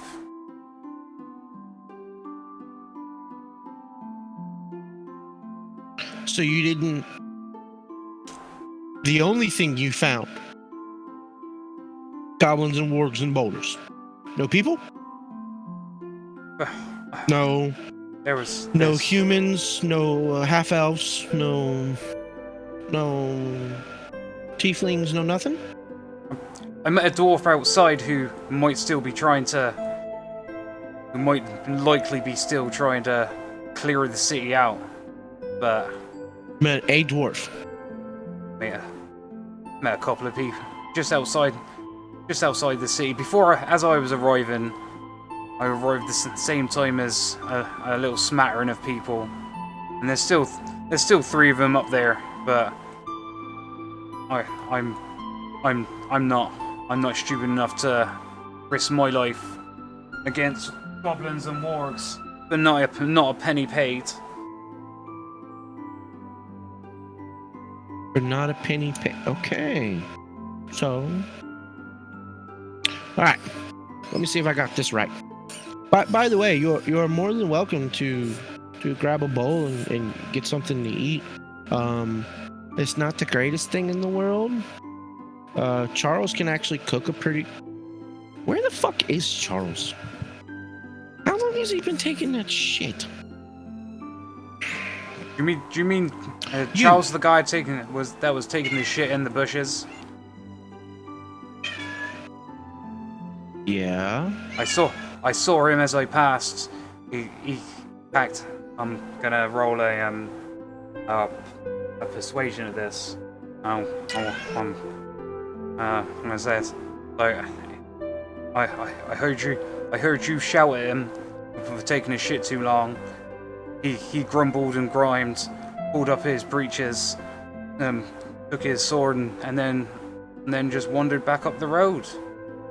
You didn't see. You clicked acrobatics, sir. Did you mean to click persuasion? I didn't actually click anything yet, but this is what I'm saying to him, and he just. Okay, you are correct. That acrobatics is from when he threw you. Okay, yeah. I got you. Yep. I saw him pull up his breeches, and then mumble and grumble up the way up the road, complaining about not getting time to himself and such. So you're okay. Go ahead and roll your persuasion. All right. Insight uses wisdom, so okay. So that's a flat D20 from him.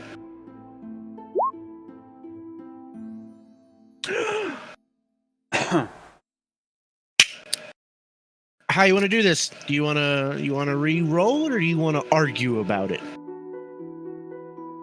We'll leave it entirely up to you, good sir. I'm prepared to win the gold medal in the debate this evening.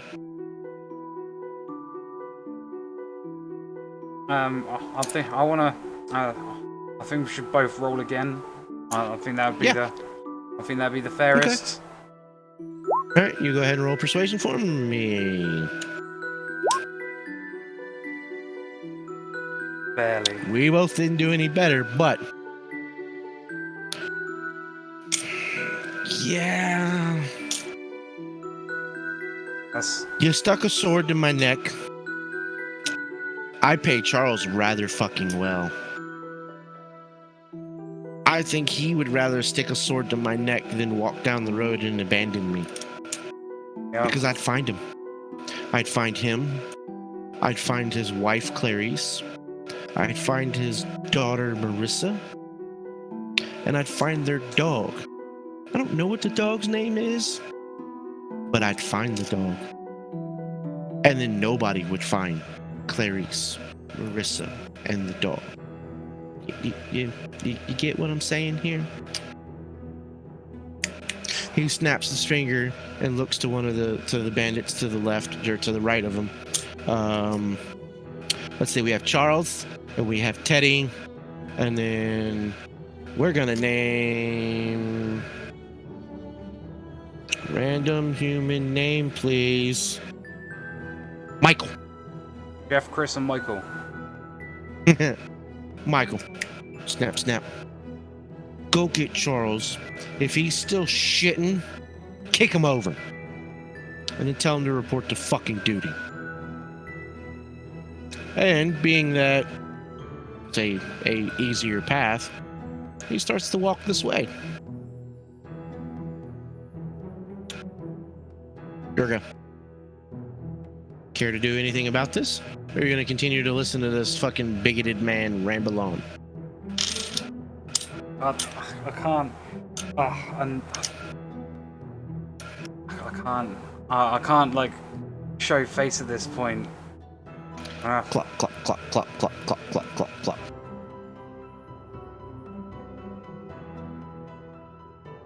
I'm gonna just gesture like over behind him, saying, so you might want to check on your Teddy. Doesn't look like he's got that beast in check.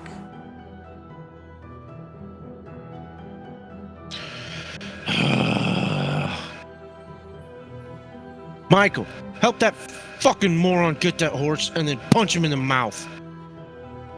As soon as he says that, Michael turns and goes, I'm gonna regret asking this. Punch the horse or punch Teddy? Well, now you're gonna punch Teddy and then you're gonna punch yourself in the balls. Do it. So as he says that, horse comes walking on by. He catches the horse's reins, you know, of course. Easy, just as boop, horse stops dead in its track. I told you, boss. I told you. He was gonna wear out. I'm stronger than him. Look, I ain't let go of the reins, not once. Look, see, boss, I did. Right in the fucking mouth. Fucking dude just cold clocks him. It's okay, puppy face. It's okay. It's okay, buddy. It's just pretend. I promise. Okay? He's a good dog. He was worried. Alright, an unarmed strike is 1d4, correct? Ooh, that's a hell of a punch! So he clocks Teddy right in the fucking mouth. Bow! I got it, boss. No problem. As he just mid-sentence shuts up. Handled, boss. He got caught with an open mouth to the jaw. That could be a knockout. Yeah. He's a very stout. He got drugged behind a horse for fucking the last 15-20 minutes. He's got stamina. He just let go of the reins. He think he let go of the reins on that one. Got him square in the mouth for you, boss. Yeah, well, what about your balls? There were two parts to that order. You were serious, man? You serious? Are you serious right now? I gotta punch myself in the balls? I wouldn't argue with this guy. Teddy, not the dumb one. Go ahead and get you some dinner. I believe it's rabbit stew. There's a little bit of rabbit, some broth, some carrots, some potatoes, some kind of spices. It's not bad. It's definitely a lot better than just dried deer jerky, which, I could go for some of that. Did we bring any? About that time, these three come... Hello. Map's moving. Come troppling back over this way. If you notice, Teddy over here got a nice streak of blood running down from the corner of his mouth. It looks like he's tried to wipe it away a couple times. There's a few smear marks, but he got socked. A tooth cut the inside of his cheek. He's gonna bleed for the evening. And old Michael over here seems to be limping a little bit, kind of walking a little funny. Can't quite tell from what. Doesn't look like he's got an arrow to the knee. He's just fine, visually looking. All right then. But so, he's as they're moving over there, I want to interrupt. I want to interrupt Zolkin, and be like, I tell you what, like I apologize, and I tell you what, that as an apology, I do actually have some jerky. If you would mind me going getting my things. So, you have stories of Nightstone. You have stories of the current people in Nightstone. You didn't quite touch on the people, the three people that you met. You said there was a dwarf. Quite the righteous paladin, I gotta say. He's a character. A self-righteous paladin. He got that. He is quite the God-fearer. Okay, guess number 2. Got a name, is he a lizard? Is he a... Help me out of here, fill in the blanks, buddy. What, for the other 3 people you're asking? Yeah, guess number 2 and guess number 3. Guess number 2 was quite considering the size of the lass. She was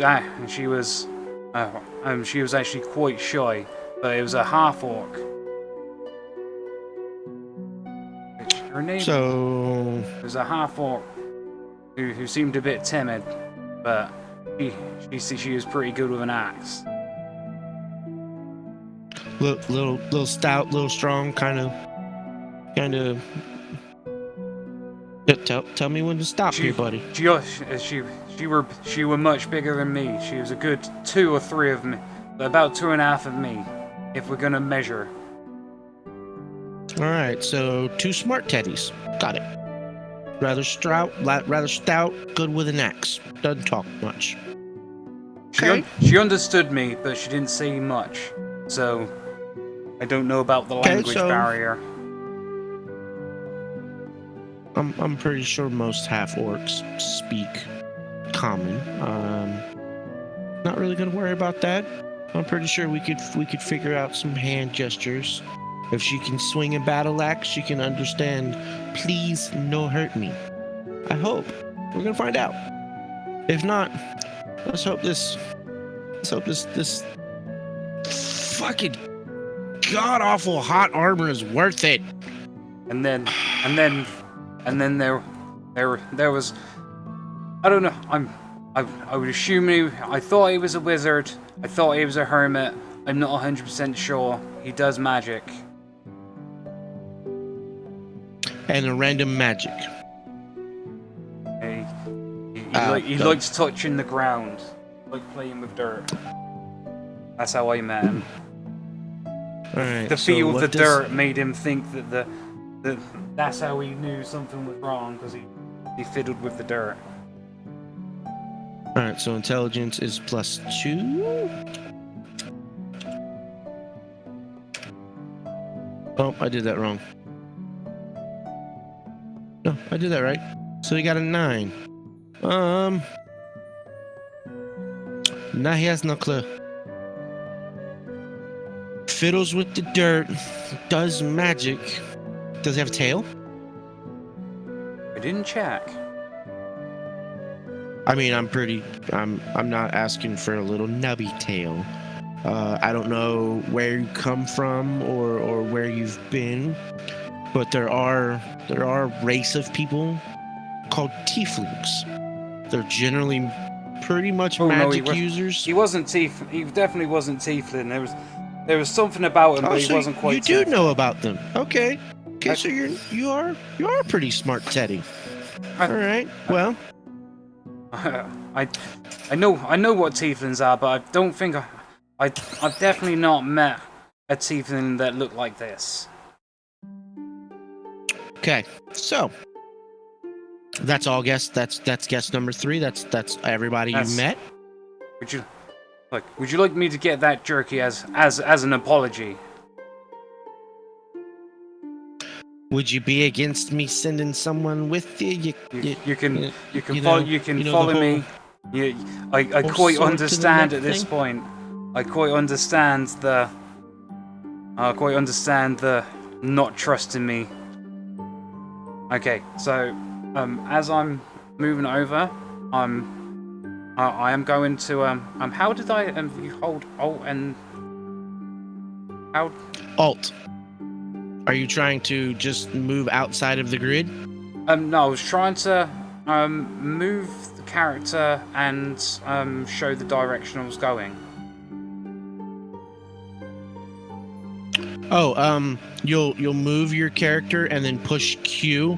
And I want to say that it shows up on our map. I'm not quite sure. Yeah, there you go. It's that.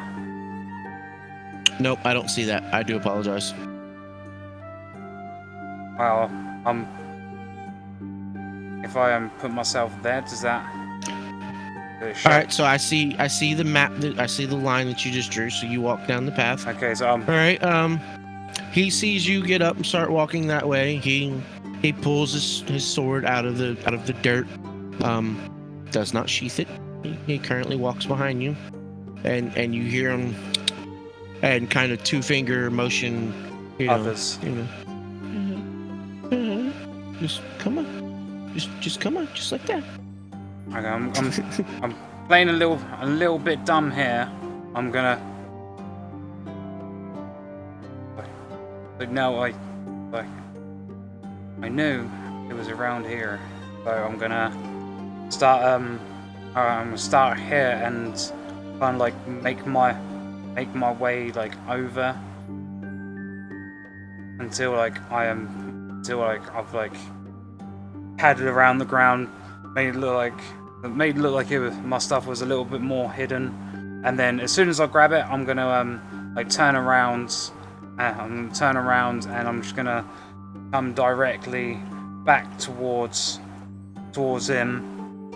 I'm gonna drop my bag in front of him. Right. Alright, so you have your bag on your person? Yeah, I kind of carried it. I'm gonna drop it in front of him, open it, pull out the brown sack, and just like hold it forward. Just like everything's. Yeah, I hope you don't take any offense to this. One, don't like. Alright, look, I'm just gonna say it. You're not royalty, you're not rich, you're not very clean. You kind of look like a dirty. You kind of look like a dirty urchin. Yeah, I quite agree. Don't hand me. Don't hand me stuff. But before you hand it to Michael, which by the way has now walked up through the bushes next to you, slightly next to you. Before you hand it to Michael,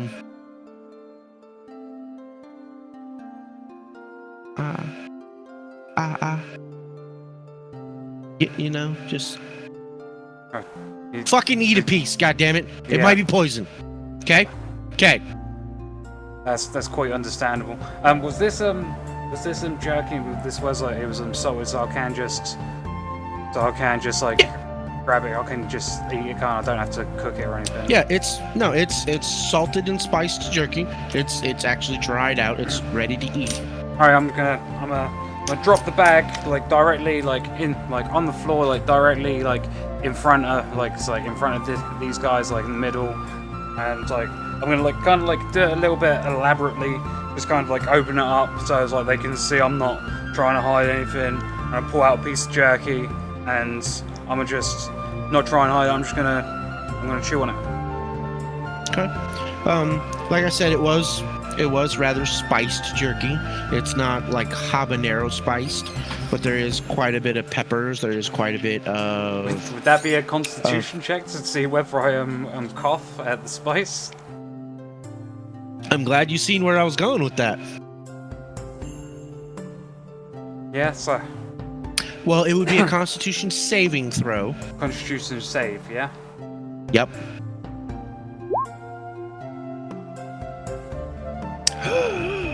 Bit off. Yeah, you bite into the piece, kind of chew a little bit. It's a bit warm. Go back to it. It's definitely got a bite. But quite adamantly, quite comfortably, like finish it. Continue to eat it.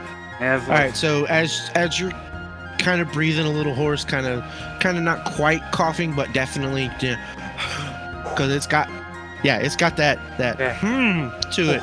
It's a spicy meatball. He takes a couple steps back. All right, Randall, pick it up. Come on.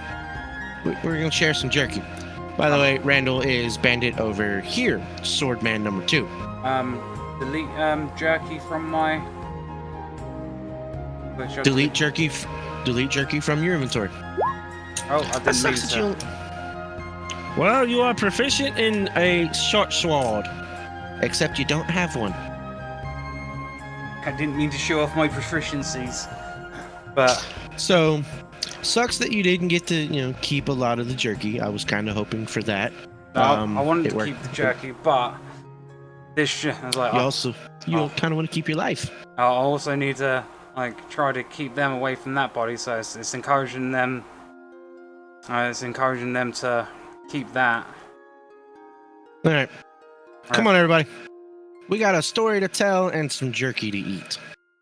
Cause old Teddy, not the moron, seems to be rather well prepared. All right, so you guys wander back on over. Do me a favor and roll perception.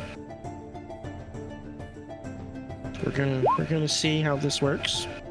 No, I'm still trying not to cough after eating a piece of jerky. Yeah, so you're just. He already doesn't believe that I'm okay, so I don't want to start choking and coughing and make it look like I can't handle some jerky for the guy that I just tried to murder, who I'm surprised hasn't pained me. So as you guys are wandering over, old bloody Teddy comes wandering back to the camp, sits down right next to you. Scoot over, man. Teddy? I understand it's well, not quite that far, but we'll put you there. It's a log, man. Look, you 3 foot tall. Ain't no reason for you to take up the whole. Oh shit, it's the boss. I'm sorry. I told you I was gonna get that. I told you I was gonna get that horse, boss. You ain't need to make Michael punch me in the mouth. That shit kind of hurt. Don't worry though, cause yeah, I'm gonna shut up now. I'm sorry. I'm sorry, boss. Can I get some more, boss? The dinner. I mean, I cooked it. Can I get some more? Go ahead, man. Actually, you know what? Got one better for you. Yeah, that's what he's. I got one better for you. Teddy, the moron. I'd like to introduce you to Teddy, not the moron. Boss, nice to meet you, Mr. Teddy. And he sticks out his hand to shake your hand. Nice to meet you too, Mr. Teddy. I do appreciate you. I appreciate you not calling me Teddy the moron. Boss, look, boss. I know sometimes I do kind of some dumb stuff, but they ain't no need to call me moron all the time. Boy, tell you right now, you don't shut up, I'm gonna have everybody hold you down and let Teddy, not the moron, punch you in the other side of the mouth. I'm just gonna kind of gesture to him, just. Sorry. Yes, sir, boss. I'm gonna enjoy my dinner. So he gets himself another bowl. As you notice, as he's eating, crossbow guy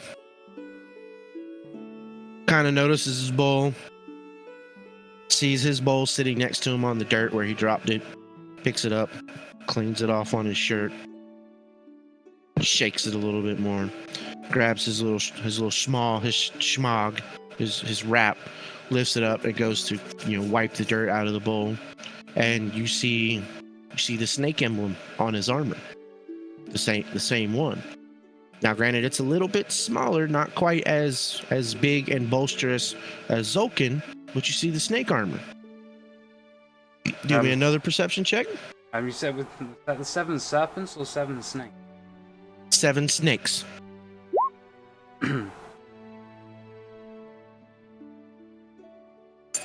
So you're sitting there. You see that old bloody Teddy is chowing down on his food, and he's right next to you.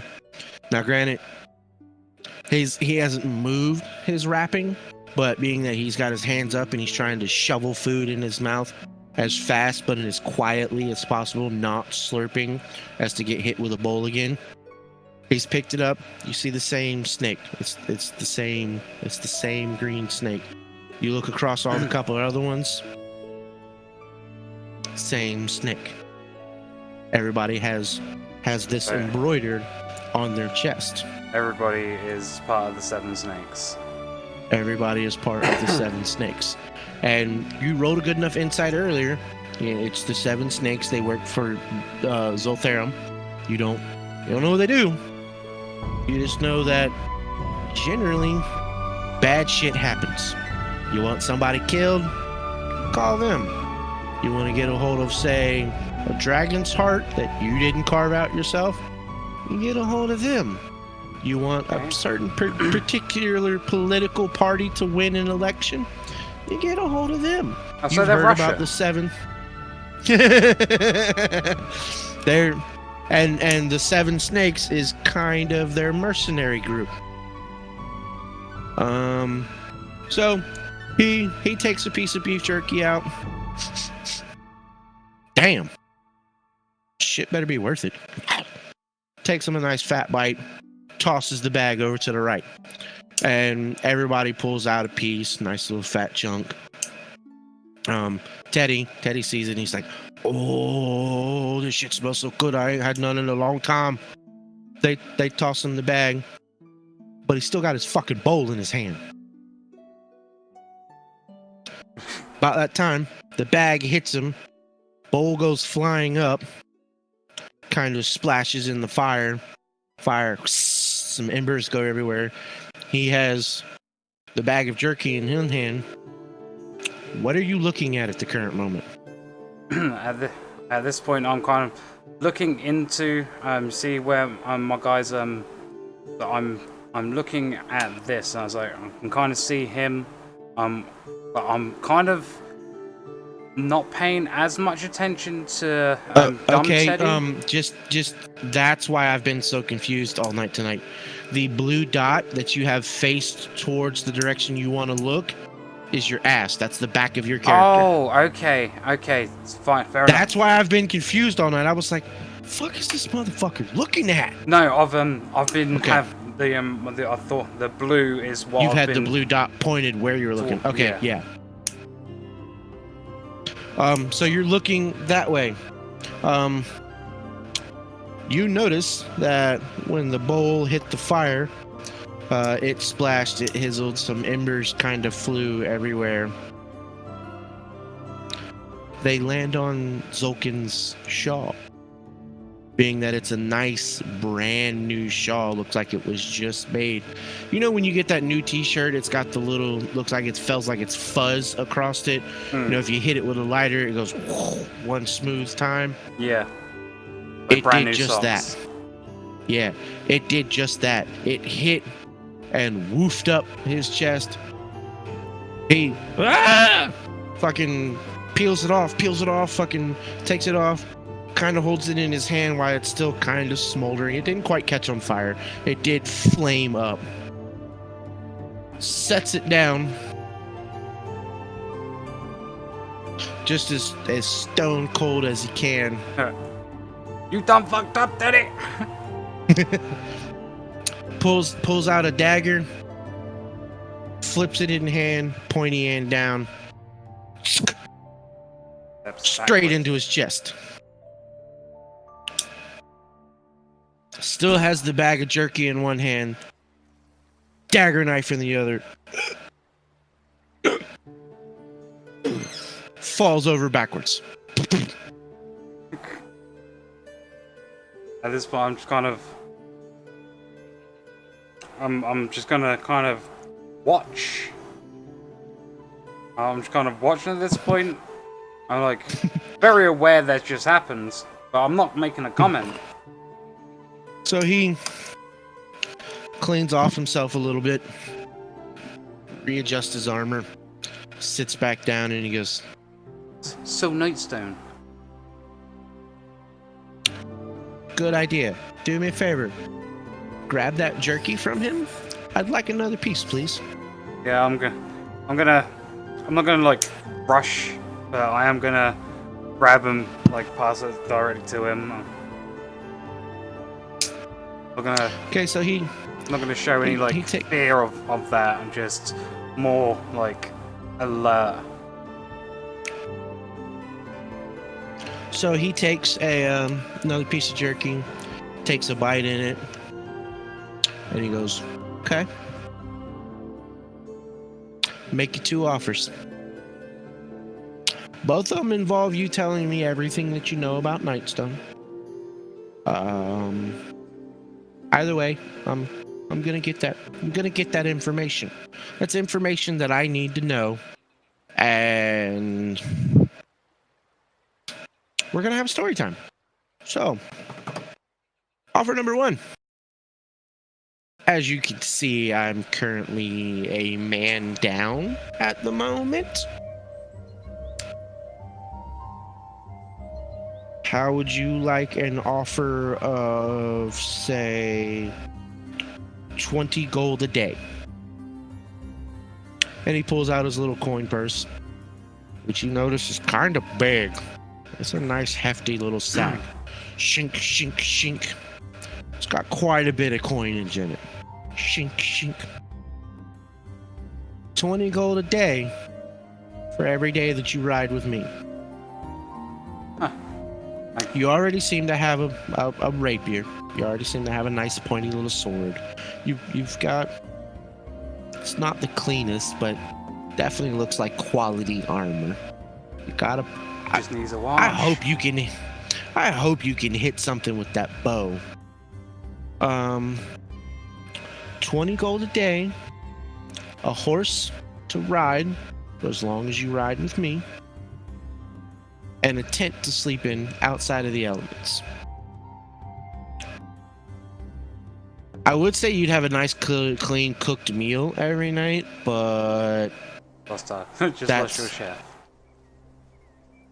My chef position's currently open. That's offer number one. Okay? Fair and square. You can ask anybody here. Anybody here knows I stand by my word. That is why they fight for me. That is why they fight with me. That's why when I specifically said, Michael, punch Teddy in the face, punch yourself in the balls. What'd you do, Michael? He kind of looks down. As you notice, he has been sitting awfully wide-legged the whole evening since he made it back. He's like, I did just that, boss. Teddy got socked one good time. He was needing it. I don't know about the dagger, but the sock to the mouth was pretty good. And then I knew if I didn't sock myself in the balls, he was probably gonna do it twice. But as long as I don't fuck up, you don't make me punch myself in the balls. See? Perfect testimony. Man of my word. Option number 2. Being that I am a man down this evening, I seem to have a free horse. Well, it's free of a rider, but it's not free to you. Want to offer me a little bit of gold for said horse? We could probably come to some kind of agreement. And then you can ride on your merry little escape. As he throws up the quotations around the word escape. So,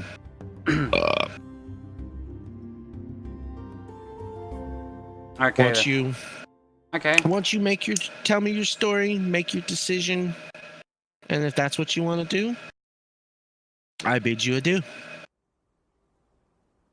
All right then. Well, like before I make a decision, before I do make a proper decision, obviously I've got a bit of a story I can tell you, and a couple of inquiries as well. So, okay. Fair enough. I ask questions, you ask questions. We're grown adults. Well, so what do you want to? I'm a little bit more grown than you are. I'm just gonna brush past that. I'm just gonna kind of like trip up on the words and just like continue. Like, so what do you want to know about Nightstone? Okay, last we were talking before we had to go fetch your possibly new horse. There were 3 guests inside of Nightstone besides you. A very righteous paladin dwarf. A very timid, quiet, stout half-orc with an axe that she's pretty good with, apparently. Quite. Chopped a warg in half, chopped his entire bottom half in half.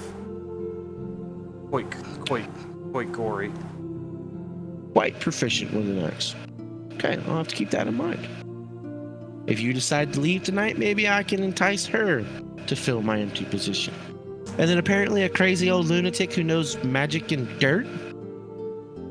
That's where we were at. Look, I don't claim to know a great deal about the magics and the arts, but I don't know if they were whether you class that as a cleric or a sorcerer or a wizard or a druid. Oh, I know. Ooh, druid! I hadn't thought of that. They're of the land and the forest and moons and stuff, right?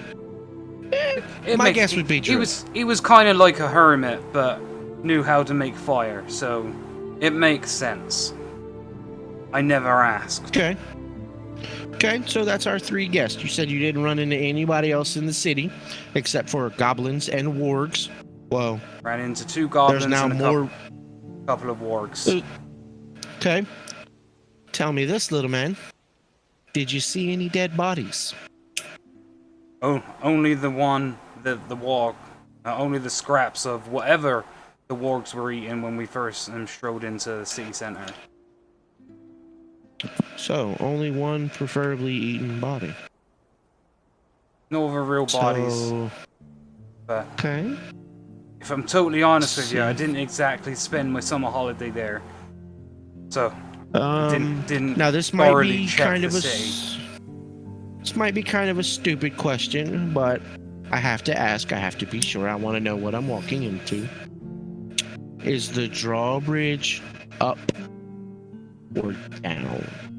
Drawbridge was down when I arrived, and I left it down when I left. Weren't gonna make any unnecessary noise. Alright, well, it's probably about what I can get from you. Being that you're about eye level with all the doorknobs, I don't think that you could peek in the windows and see anybody. So you have my two offers. Actually, you have a third offer. Are you sure you don't want to eat? I have some extra servings here. And, It's fine. and We're just gonna tip the pot over when we leave. oh, I'll pick up dumb Teddy's wooden bowl, dust it off, like shake it off, like wipe it down, and I'll say I'll accept your offer. If you're just gonna throw it away, no need to waste. So I've watched these guys all eat from the same trough, same like thing. So that's why I didn't eat straight away, because I was waiting to see these guys get and take seconds from the actual pot. Okay, so you grab a bowl. You're eating. Being that you guys have had the conversation, old Zolkin has pulled out another dagger and is kind of cleaning out underneath of his nails. Kind of prim and proper. He doesn't actually stick them in his mouth and chew on them like other people. He is trying to clean them out. Everybody's finished eating. The swordsmen have wiped their blades, kind of cleaning them off. Have set them down against the log that they're laying on. Have pulled out their crossbows. Are cleaning them down, cleaning the dirt off of them. Just general maintenance. Nothing real specific about it. He's like, okay, well, that's pretty much your story. I appreciate you taking the food. I don't want to see it go to waste. I really do hate letting things go unanswered. I don't like things not being taken care of. So, with that note, I have my offer to you. Do you want to ride with me as one of my companions? And now, unfortunately, we will be going back to the town of Nightstone. I do have to find my friend. However, maybe those the lads that I left could probably do the hand. You're gonna ride back with okay. I've got a counter offer to your offers. Oh. Okay, a little bit of negotiating. What you got for me? You offered me 20 gold a day to serve under you. Now I'm no stranger of serving, working to earn my keep and doing that, and you say you're offering 20 gold a day to do so. My counter offer is what about I'll accept 15 gold a day, and when we do part ways, that can give me something to keep in contact, because I definitely appreciate and understand the what would be the word here? I appreciate and understand the trying to get word this right. I understand the benefit. Yeah, I can appreciate and understand how the benefits of having a contact within the Seven Snakes. Kind of with that kind of nods towards.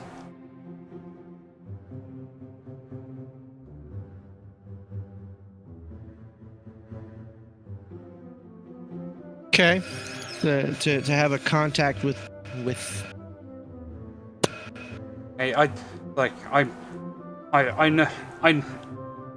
know the sort of work you gentlemen do and perform, and the services that you can provide, and those are services that may just become quite useful to me in the future.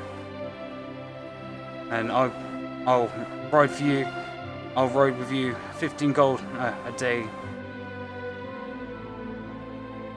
and then leave me something to be able to keep in contact with you in the cities and caravans we pass.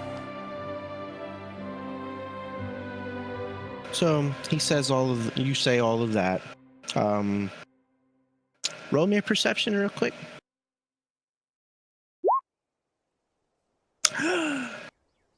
You say all of that, just trying to make a counter offer, trying to get yourself, I don't want to say a new ally, but definitely a new personal contact. He's kind of looking around a little bit. Cleans off his armor once more again. Stands up. Kicks a little pebble in front of him.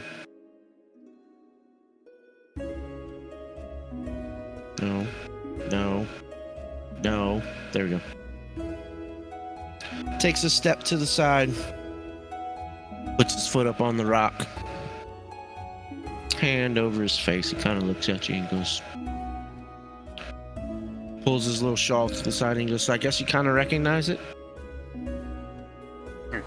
Like you said yourself, I'm not a moron, and I've recognized the sigil. I recognize the sigil. Okay. I'm not a moron, and I'm also not stupid enough to if I'd seen who you were before I attacked, no offense, then I would have definitely thought twice about attacking. Okay, so as you're saying all that, he's walking around.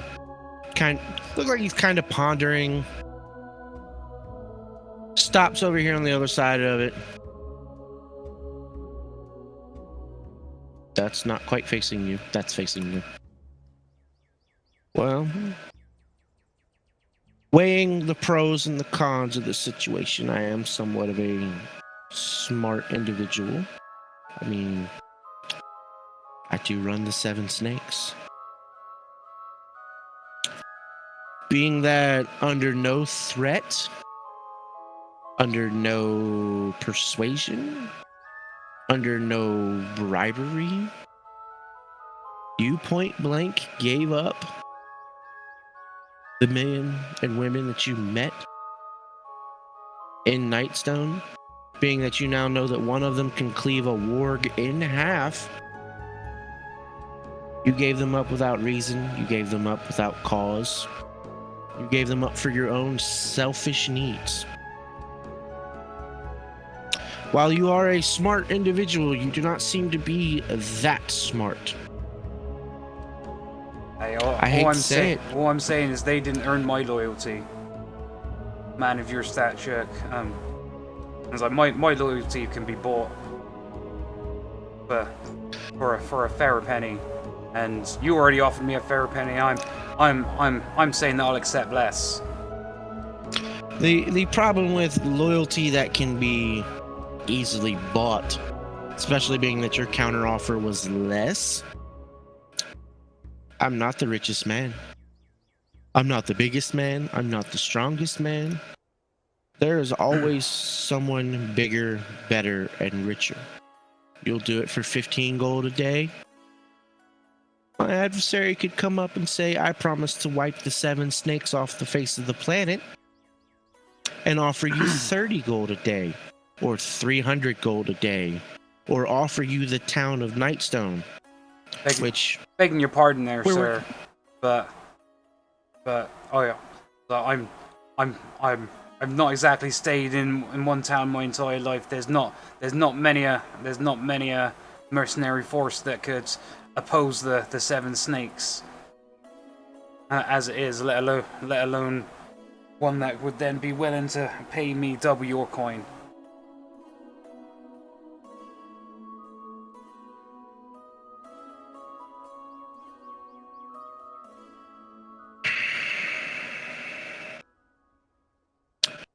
Roll me a persuasion. Okay, 14. Insight is what? Wisdom? That is wisdom, yeah. Okay.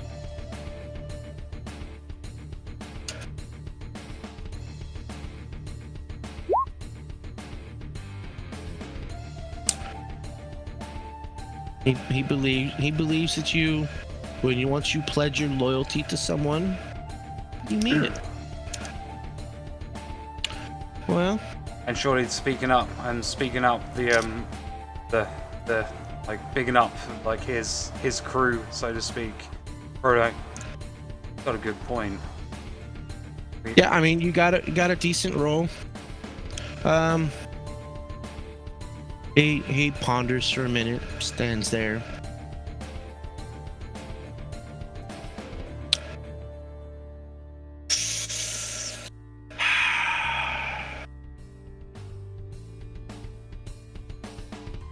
I'm sorry, my friend. I may have.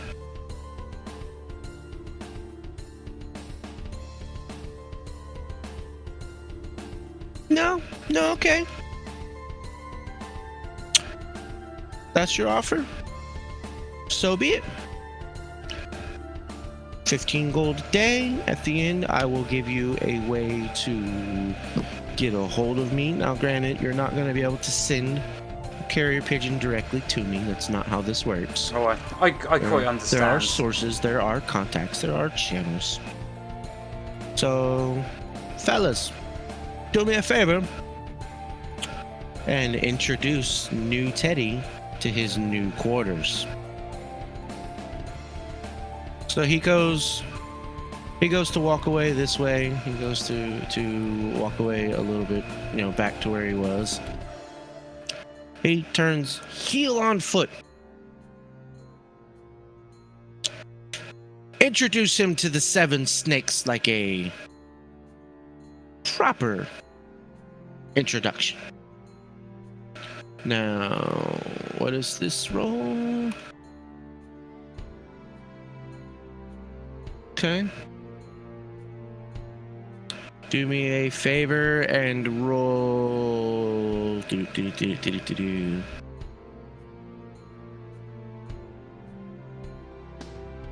A charisma saving throw. Charisma save. Mm-hmm. Okay. Simple as that. You hear what he has to say. You're a little wary of the proper introduction to the 7 snakes. But he gestures off to the back, slightly down to the south. If you turn around and notice, there are a couple tents and a smaller campfire. He says, all right, meet the boys back there and they'll show you where everything is. I believe that you killed old Charles up here. So I have these 3. Nope. I have these 3. Yep. They come walking to the end of the fire pit. And they turn and look at you and be like, come on, Teddy. Alright, I'm gonna show you where you're sleeping. I'm gonna walk. I'm gonna kind of rest my hand on my sword, but more trying to make it look more like casual, so trying to make it look more of a kind of a strut rather than a caution. Okay. But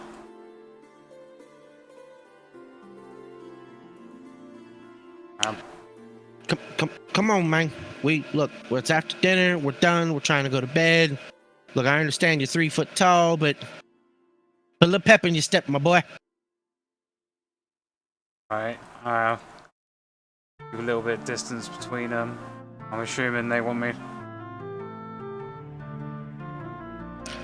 Go ahead and do me a favor and make another perception roll.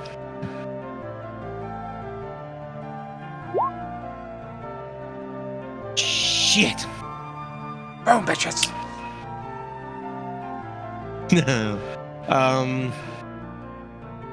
As you are walking through the bushes, as you are walking through, kind of keeping a little bit distance to them, you do notice this guard, this gentleman. He's kind of the whole time just been in the deep dark shadows, just kind of leaned against the tree. Nothing real standoffish. Nothing real specific about him. He's got his crossbow in his hand, kind of laid across his shoulder, and he's standing there. And as you go walking onto the camp, he's just like, "Hey, welcome." Your tent's that way. But he's still just kind of standing there.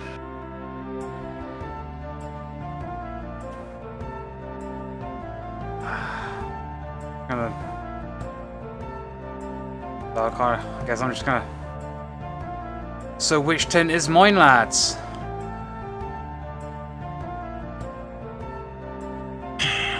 The one in the back, it's well, conveniently enough, it was Teddy's. So now it's Teddy's. Go ahead and drop your gear in there. We're gonna go hitch up the horses, and we'll be done for the night. We'll wake you in the morning. This guy is kind of he's leaned across one tree. He kind of shunts forward, takes a couple more steps, leans across a different tree, breaks off a branch with his other hand where he doesn't have his crossbow. And he's just kind of fucking with it. Not really doing anything. This guy goes walking this way and is unfortunately out of your line of sight now. Okay, so is it this one at the bottom here? Yes, sir. That one is your tent. Okay, I'm gonna come around. I'm gonna put my I'll put my backpack and my pack and everything in there. But I am gonna keep my I'll put my longbow and quiver. I'll take unhook that and put all that in the tent. But keep the rapier on my belt. And I will sit in here, facing outwards. Okay. It is your standard traditional triangle-style tent with the two flaps that fold down across the front. It is roped, like everything is staked and roped down.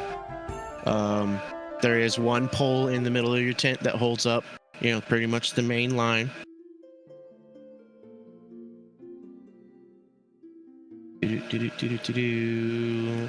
Roll me one more perception, please, sir. God damn you! At this point, I'm watching. So you are looking out the front of your tent, kind of. Being that your field of view, being that you are sitting in the tent, is no, that's not the right bullet. Yeah, it's somewhere in that range is about what you can see.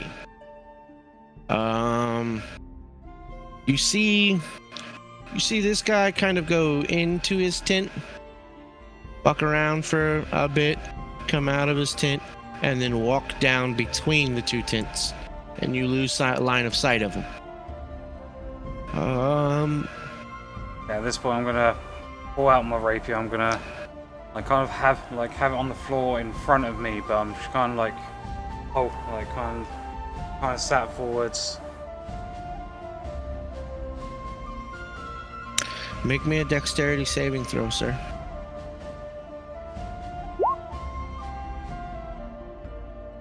So you're kind of sat forward. Your sword is in your hand. You hear it. The of the very, very specific sound of a crossbow bolt being released. The string snapping against the hammer and the bolt flying. What do? You have luck on your side. You have heard the bolt. Are you going to lean forward? Are you going to try to dodge? Are you going to try to, matrix, turn sideways, put your hand up, stop it? I'm going to, because I've got my the dagger. I've got my rapier in my hands. I'm going to turn, and I'm going to stab the back of the tent I'm gonna stab. Oh, wrong button. I'm gonna stab the back of the tent and like, I kind of like roll through it. So I want to be like kind of outside of the tent. Okay. You, being that you got the deck save off, you heard it, and immediately, chunk, you're out the back of the tent. You were already prepared. Your sword was already in hand. However, Yeah. you kind of rolled yourself into an ambush, my man. So, do me a favor. You're gonna go ahead and roll initiative, but you are surprised for this first round from this particular bandit. He gets one shot off before. Okay.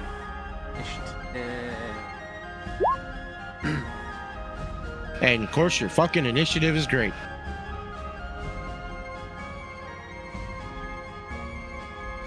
This guy gets an attack on me. He gets an attack on you because he was currently there. He was currently prepared. He was waiting for you to either come out the back of your tent or out of the front of your tent. But he was there. This is just being surprised, isn't it? This isn't. Yeah. This isn't being frightened. Nope. This is just surprised. You cannot move, action, or have a reaction or an attack of opportunity on your first turn. That's how surprised works. Yeah. It's essentially just giving up a turn to whoever was like in the surprise. Okay. This was the gentleman that got the surprise out because as soon as you rolled out, he juked at you. So, one light crossbow attack. Why is everything whispering to the GM? Stop that.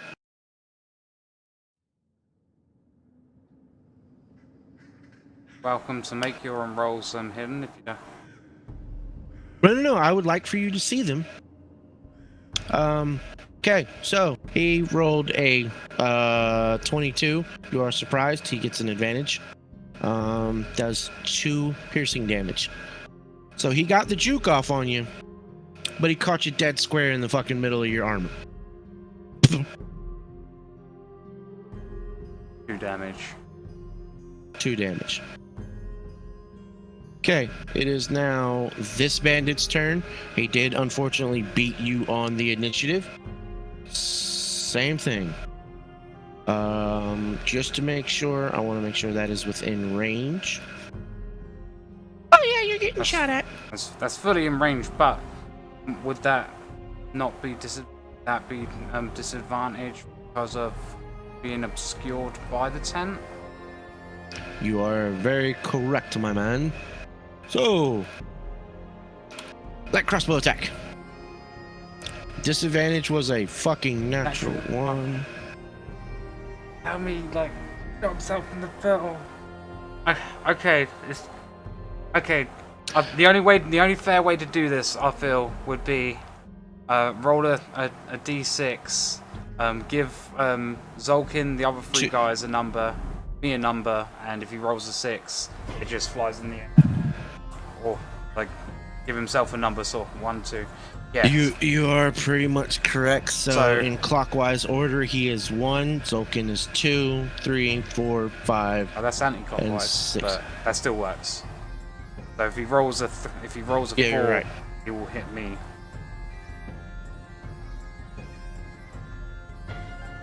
All right. Dude number 3 took 3 piercing damage. Whoops.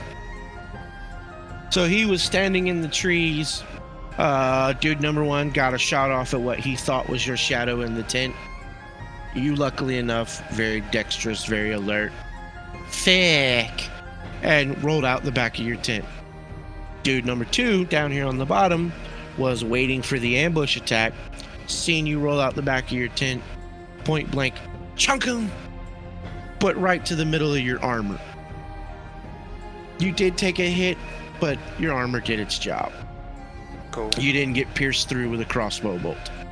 Dude number 3, being that he was in the woods, kind of waiting for you the whole time, seeing that you rolled out the back of your tent, panicked, shot, They Plucked his didn't buddy. aim first. It plucked dude right in the fucking thigh. Chaka. It is now your turn. Okay. So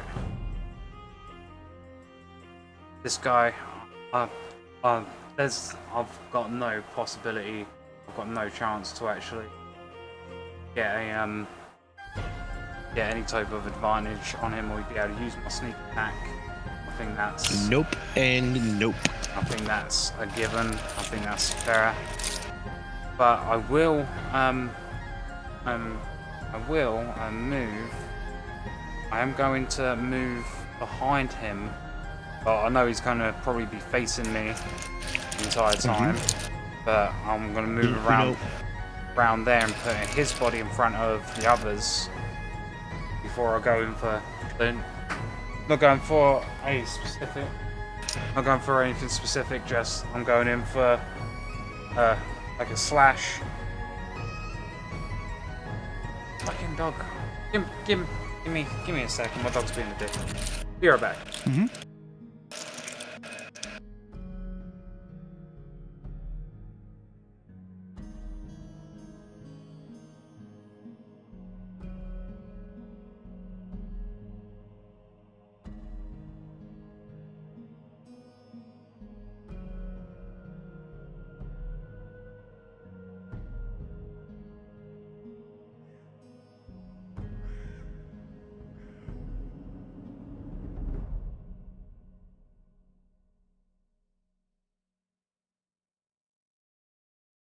Now's a good time for me to stuff my face full of cereal.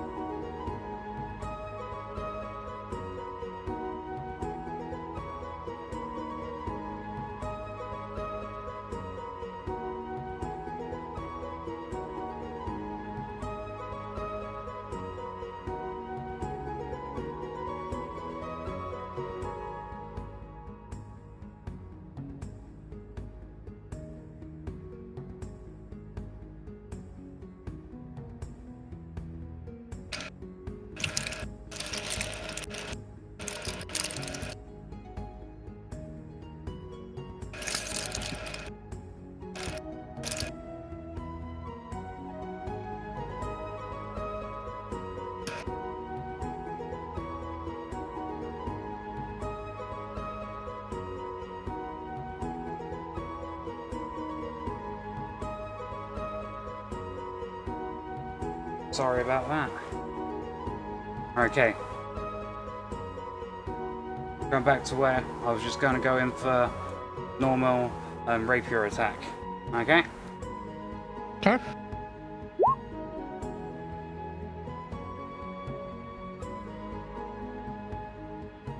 $15 hits. Would you roll damage for me? 9.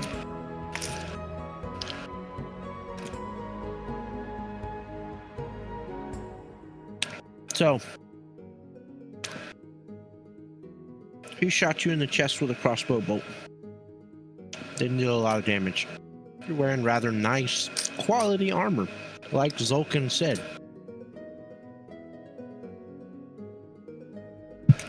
He sees you run up behind him, turns to go to face you like he's gonna do something about it, like he's gonna fucking flip you over the shoulder like Zolkin did, you know, Big Boss. Everybody wants to be like Big Boss. Instead, he turns just in time to see the swish of the blade catch him across the chest and pretty much fillet him from shoulder to hip. He is sliced. He's not dead, but he is fucked up. Is that the end of your turn, sir?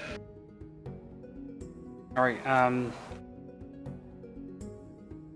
with him being in front of me, I am... They know where I am, so I can't really use stealth. No, sir.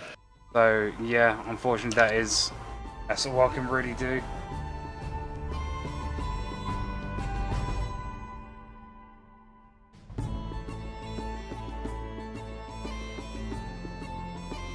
This bandit comes walking down here, following the tree line.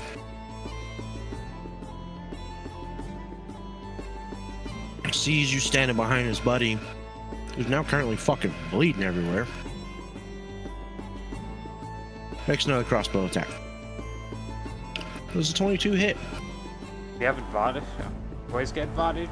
God damn. Alright, the way that the NPCs roll is they always roll 2 rolls. If it's regular, you use the first roll. If it is advantage, you use the better number. If it's at a disadvantage, you use the second, or the lowest number. Okay. Okay, fair enough. Fair enough. So he rolled a 22. Then 22 does hit. Take 4 damage for me, please, sir. Oh, nope, that's a lot higher than I have. Okay. He sees you cut his buddy open. He comes sneaking about the tent. I ain't fucking missing this time. Now, granted, he aims center mass.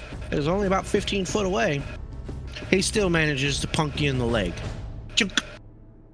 You now have a crossbow bolt sticking out the chest of your armor. Yes, chest of your armor. I said that correctly. Yeah. And you also have one sticking out the side of your leg now. That's nice. That is the end of his turn. It is now this bandit's turn. The one that you have currently sliced across the chest. He's just as pissed off and is hurt and is mad. Fuck you! The other Teddy was better! The other Teddy was dumb! Does a 12 hit, sir? No, it does not. So, screams, fuck you, the other Teddy was better. Goes to swing with his sword, being that you have cut him from left shoulder to right hip as he reaches back. Ah! Goes to swing and just kind of falls over and slumps down to one knee. That is the end of his turn. It is now this bandit's turn. That was in between the tents. The guy that was in between the tents. Could potentially get you. Can. And he will.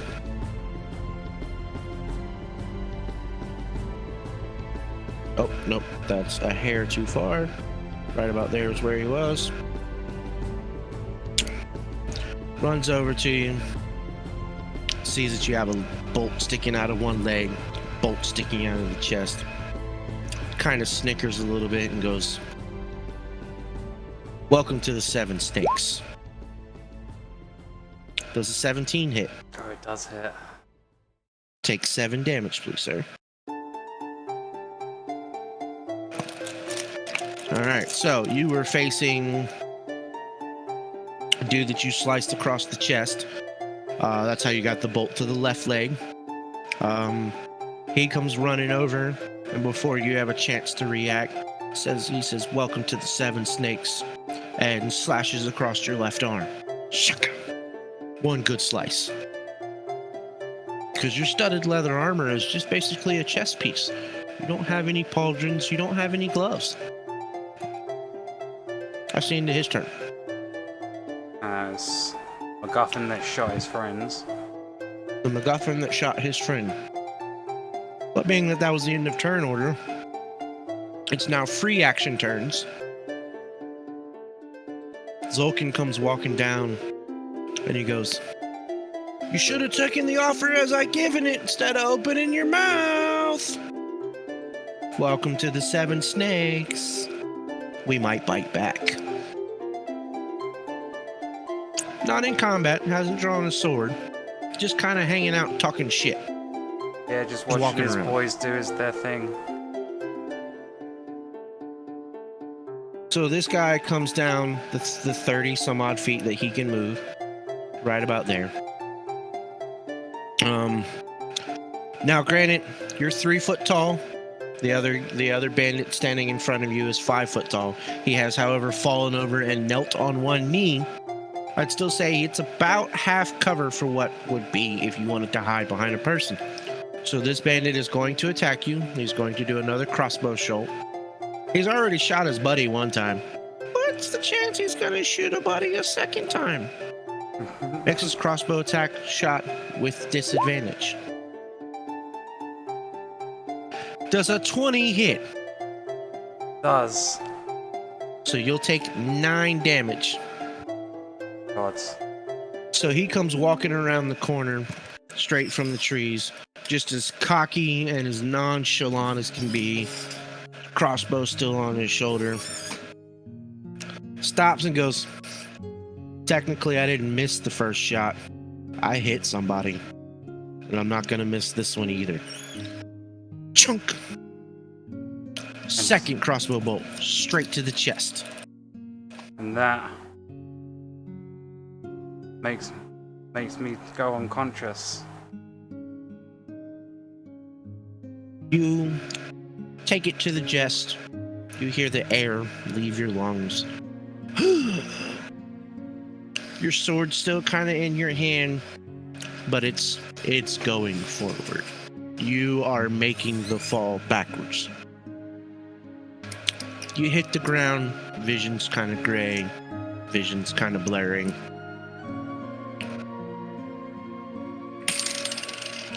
You hear heavy footsteps walk up.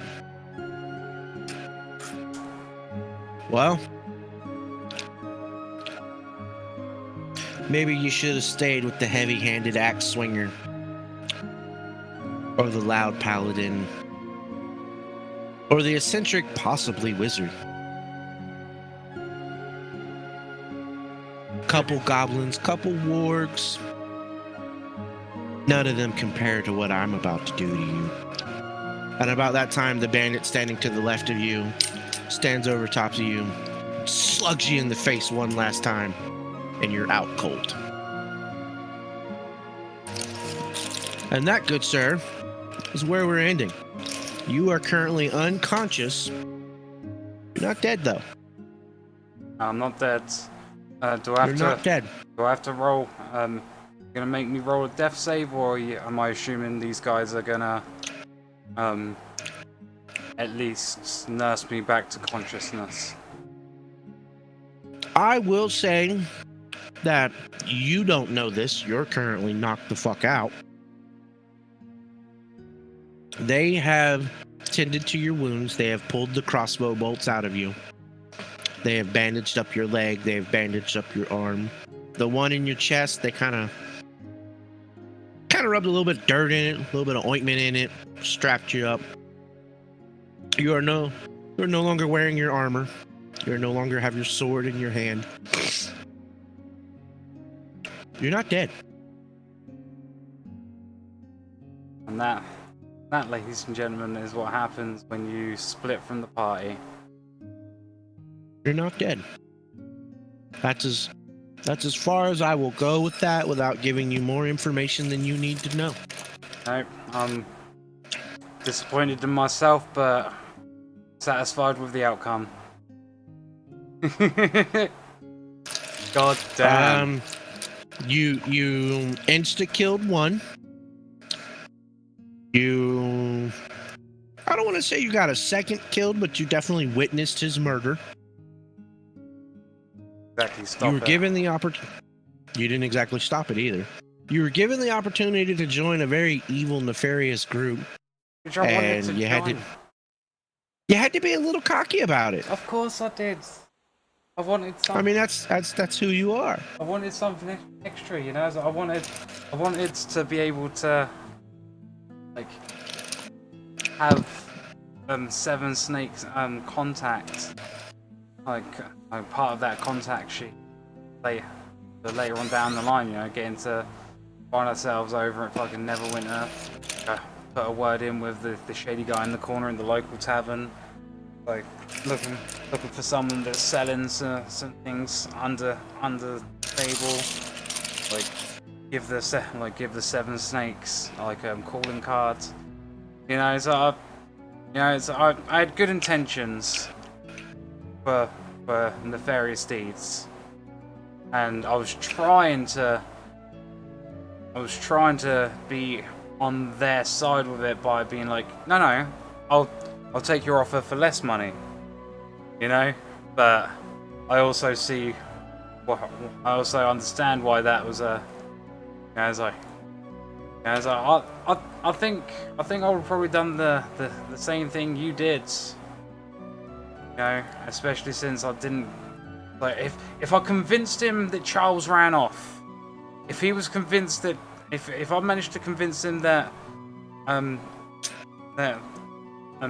didn't like deal with Charles or anything, he would have I reckon I would have had a bit of a better chance with it. Had you not told a story about a character he knew far better than you probably had a better chance. Oh, of course, but Though Charles' death was pretty efficient. Will you go with painless? I mean, you did aim right for the spine. Yeah, I went right for the throat, and like cut that off. Just instantly fucking like, Obi through the throat. Just you eat him into the bone. Okay. Also, don't forget you have shit-covered pants on. You did gently wipe them off, but you did not wash them. I don't exactly know water around. Well, I'm gonna go back to my pack, get the water skin.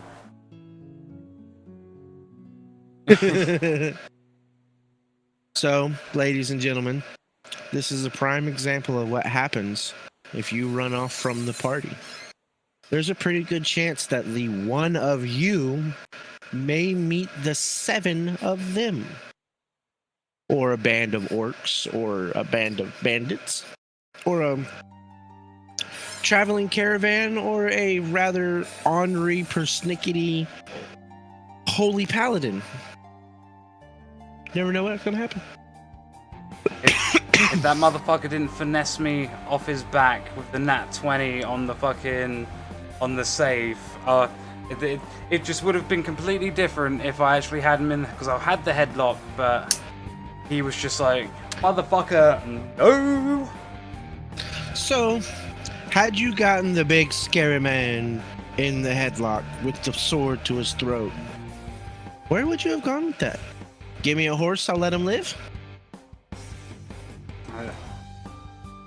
Essentially, I was gonna grab him. I would have like had him in the headlock, like had like kind of the I weren't gonna like once I had him in the headlock, I weren't gonna like put the sword to his throat. I was gonna like have the point like pushing into his neck, sort of thing. And I was gonna shout at the others, like get out. I was gonna say something along the lines of get out your seats, and I'll run this snake and through. You know, I was gonna say something. I was gonna like I had something better in mind to be like I will run. I was like I will spill this serpent's venom. And I just wanted to throw something like intimidation in with a mix of knowing who you guys are.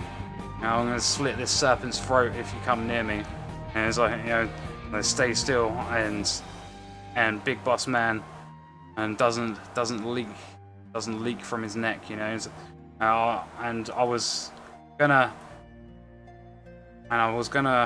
like argue for a horse, and then I was gonna prod him in the neck, so they had to deal with him, and you know, then there would have been a choice of either try to get me or tend to the boss whose throat's just been prodded. You know, I was gonna leave him with a little bit of piercing damage, just so they've got to fucking patch him up and give me time to get on the horse and get out, but that clearly didn't happen.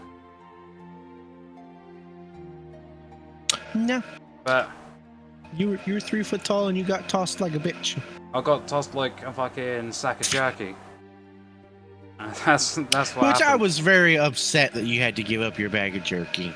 He mentioned it, and if I didn't go over there and like lure him away from the body, he's like, they would have found the body so much sooner, because fucking dumb Teddy would have like fucking that horse would have trotted into the fucking bush if you know that's what I That could see. fucking horse was dragging his I got ass it, all over the boss. place. I got him, boss. I got it, boss. Don't worry. I told you I was gonna get him. I feel bad for dumb Teddy. I do feel bad for dumb Teddy, but also no love lost. I mean, there. he kind of lit the boss's shawl on fire. Yeah, exactly. That was all him. It's all him. But no, I think that's a good place to end this. I think. Yeah, you are currently unconscious. Your world is black. You don't get to see anything. And we also Next quite Sunday- nicely get to quite nicely fill in the blank of why my character wasn't at the last session, which was For those of you that were here Sunday, as you noticed, Teddy Two Twigs was not in the church temple when everybody else awoke. This is the story of Teddy.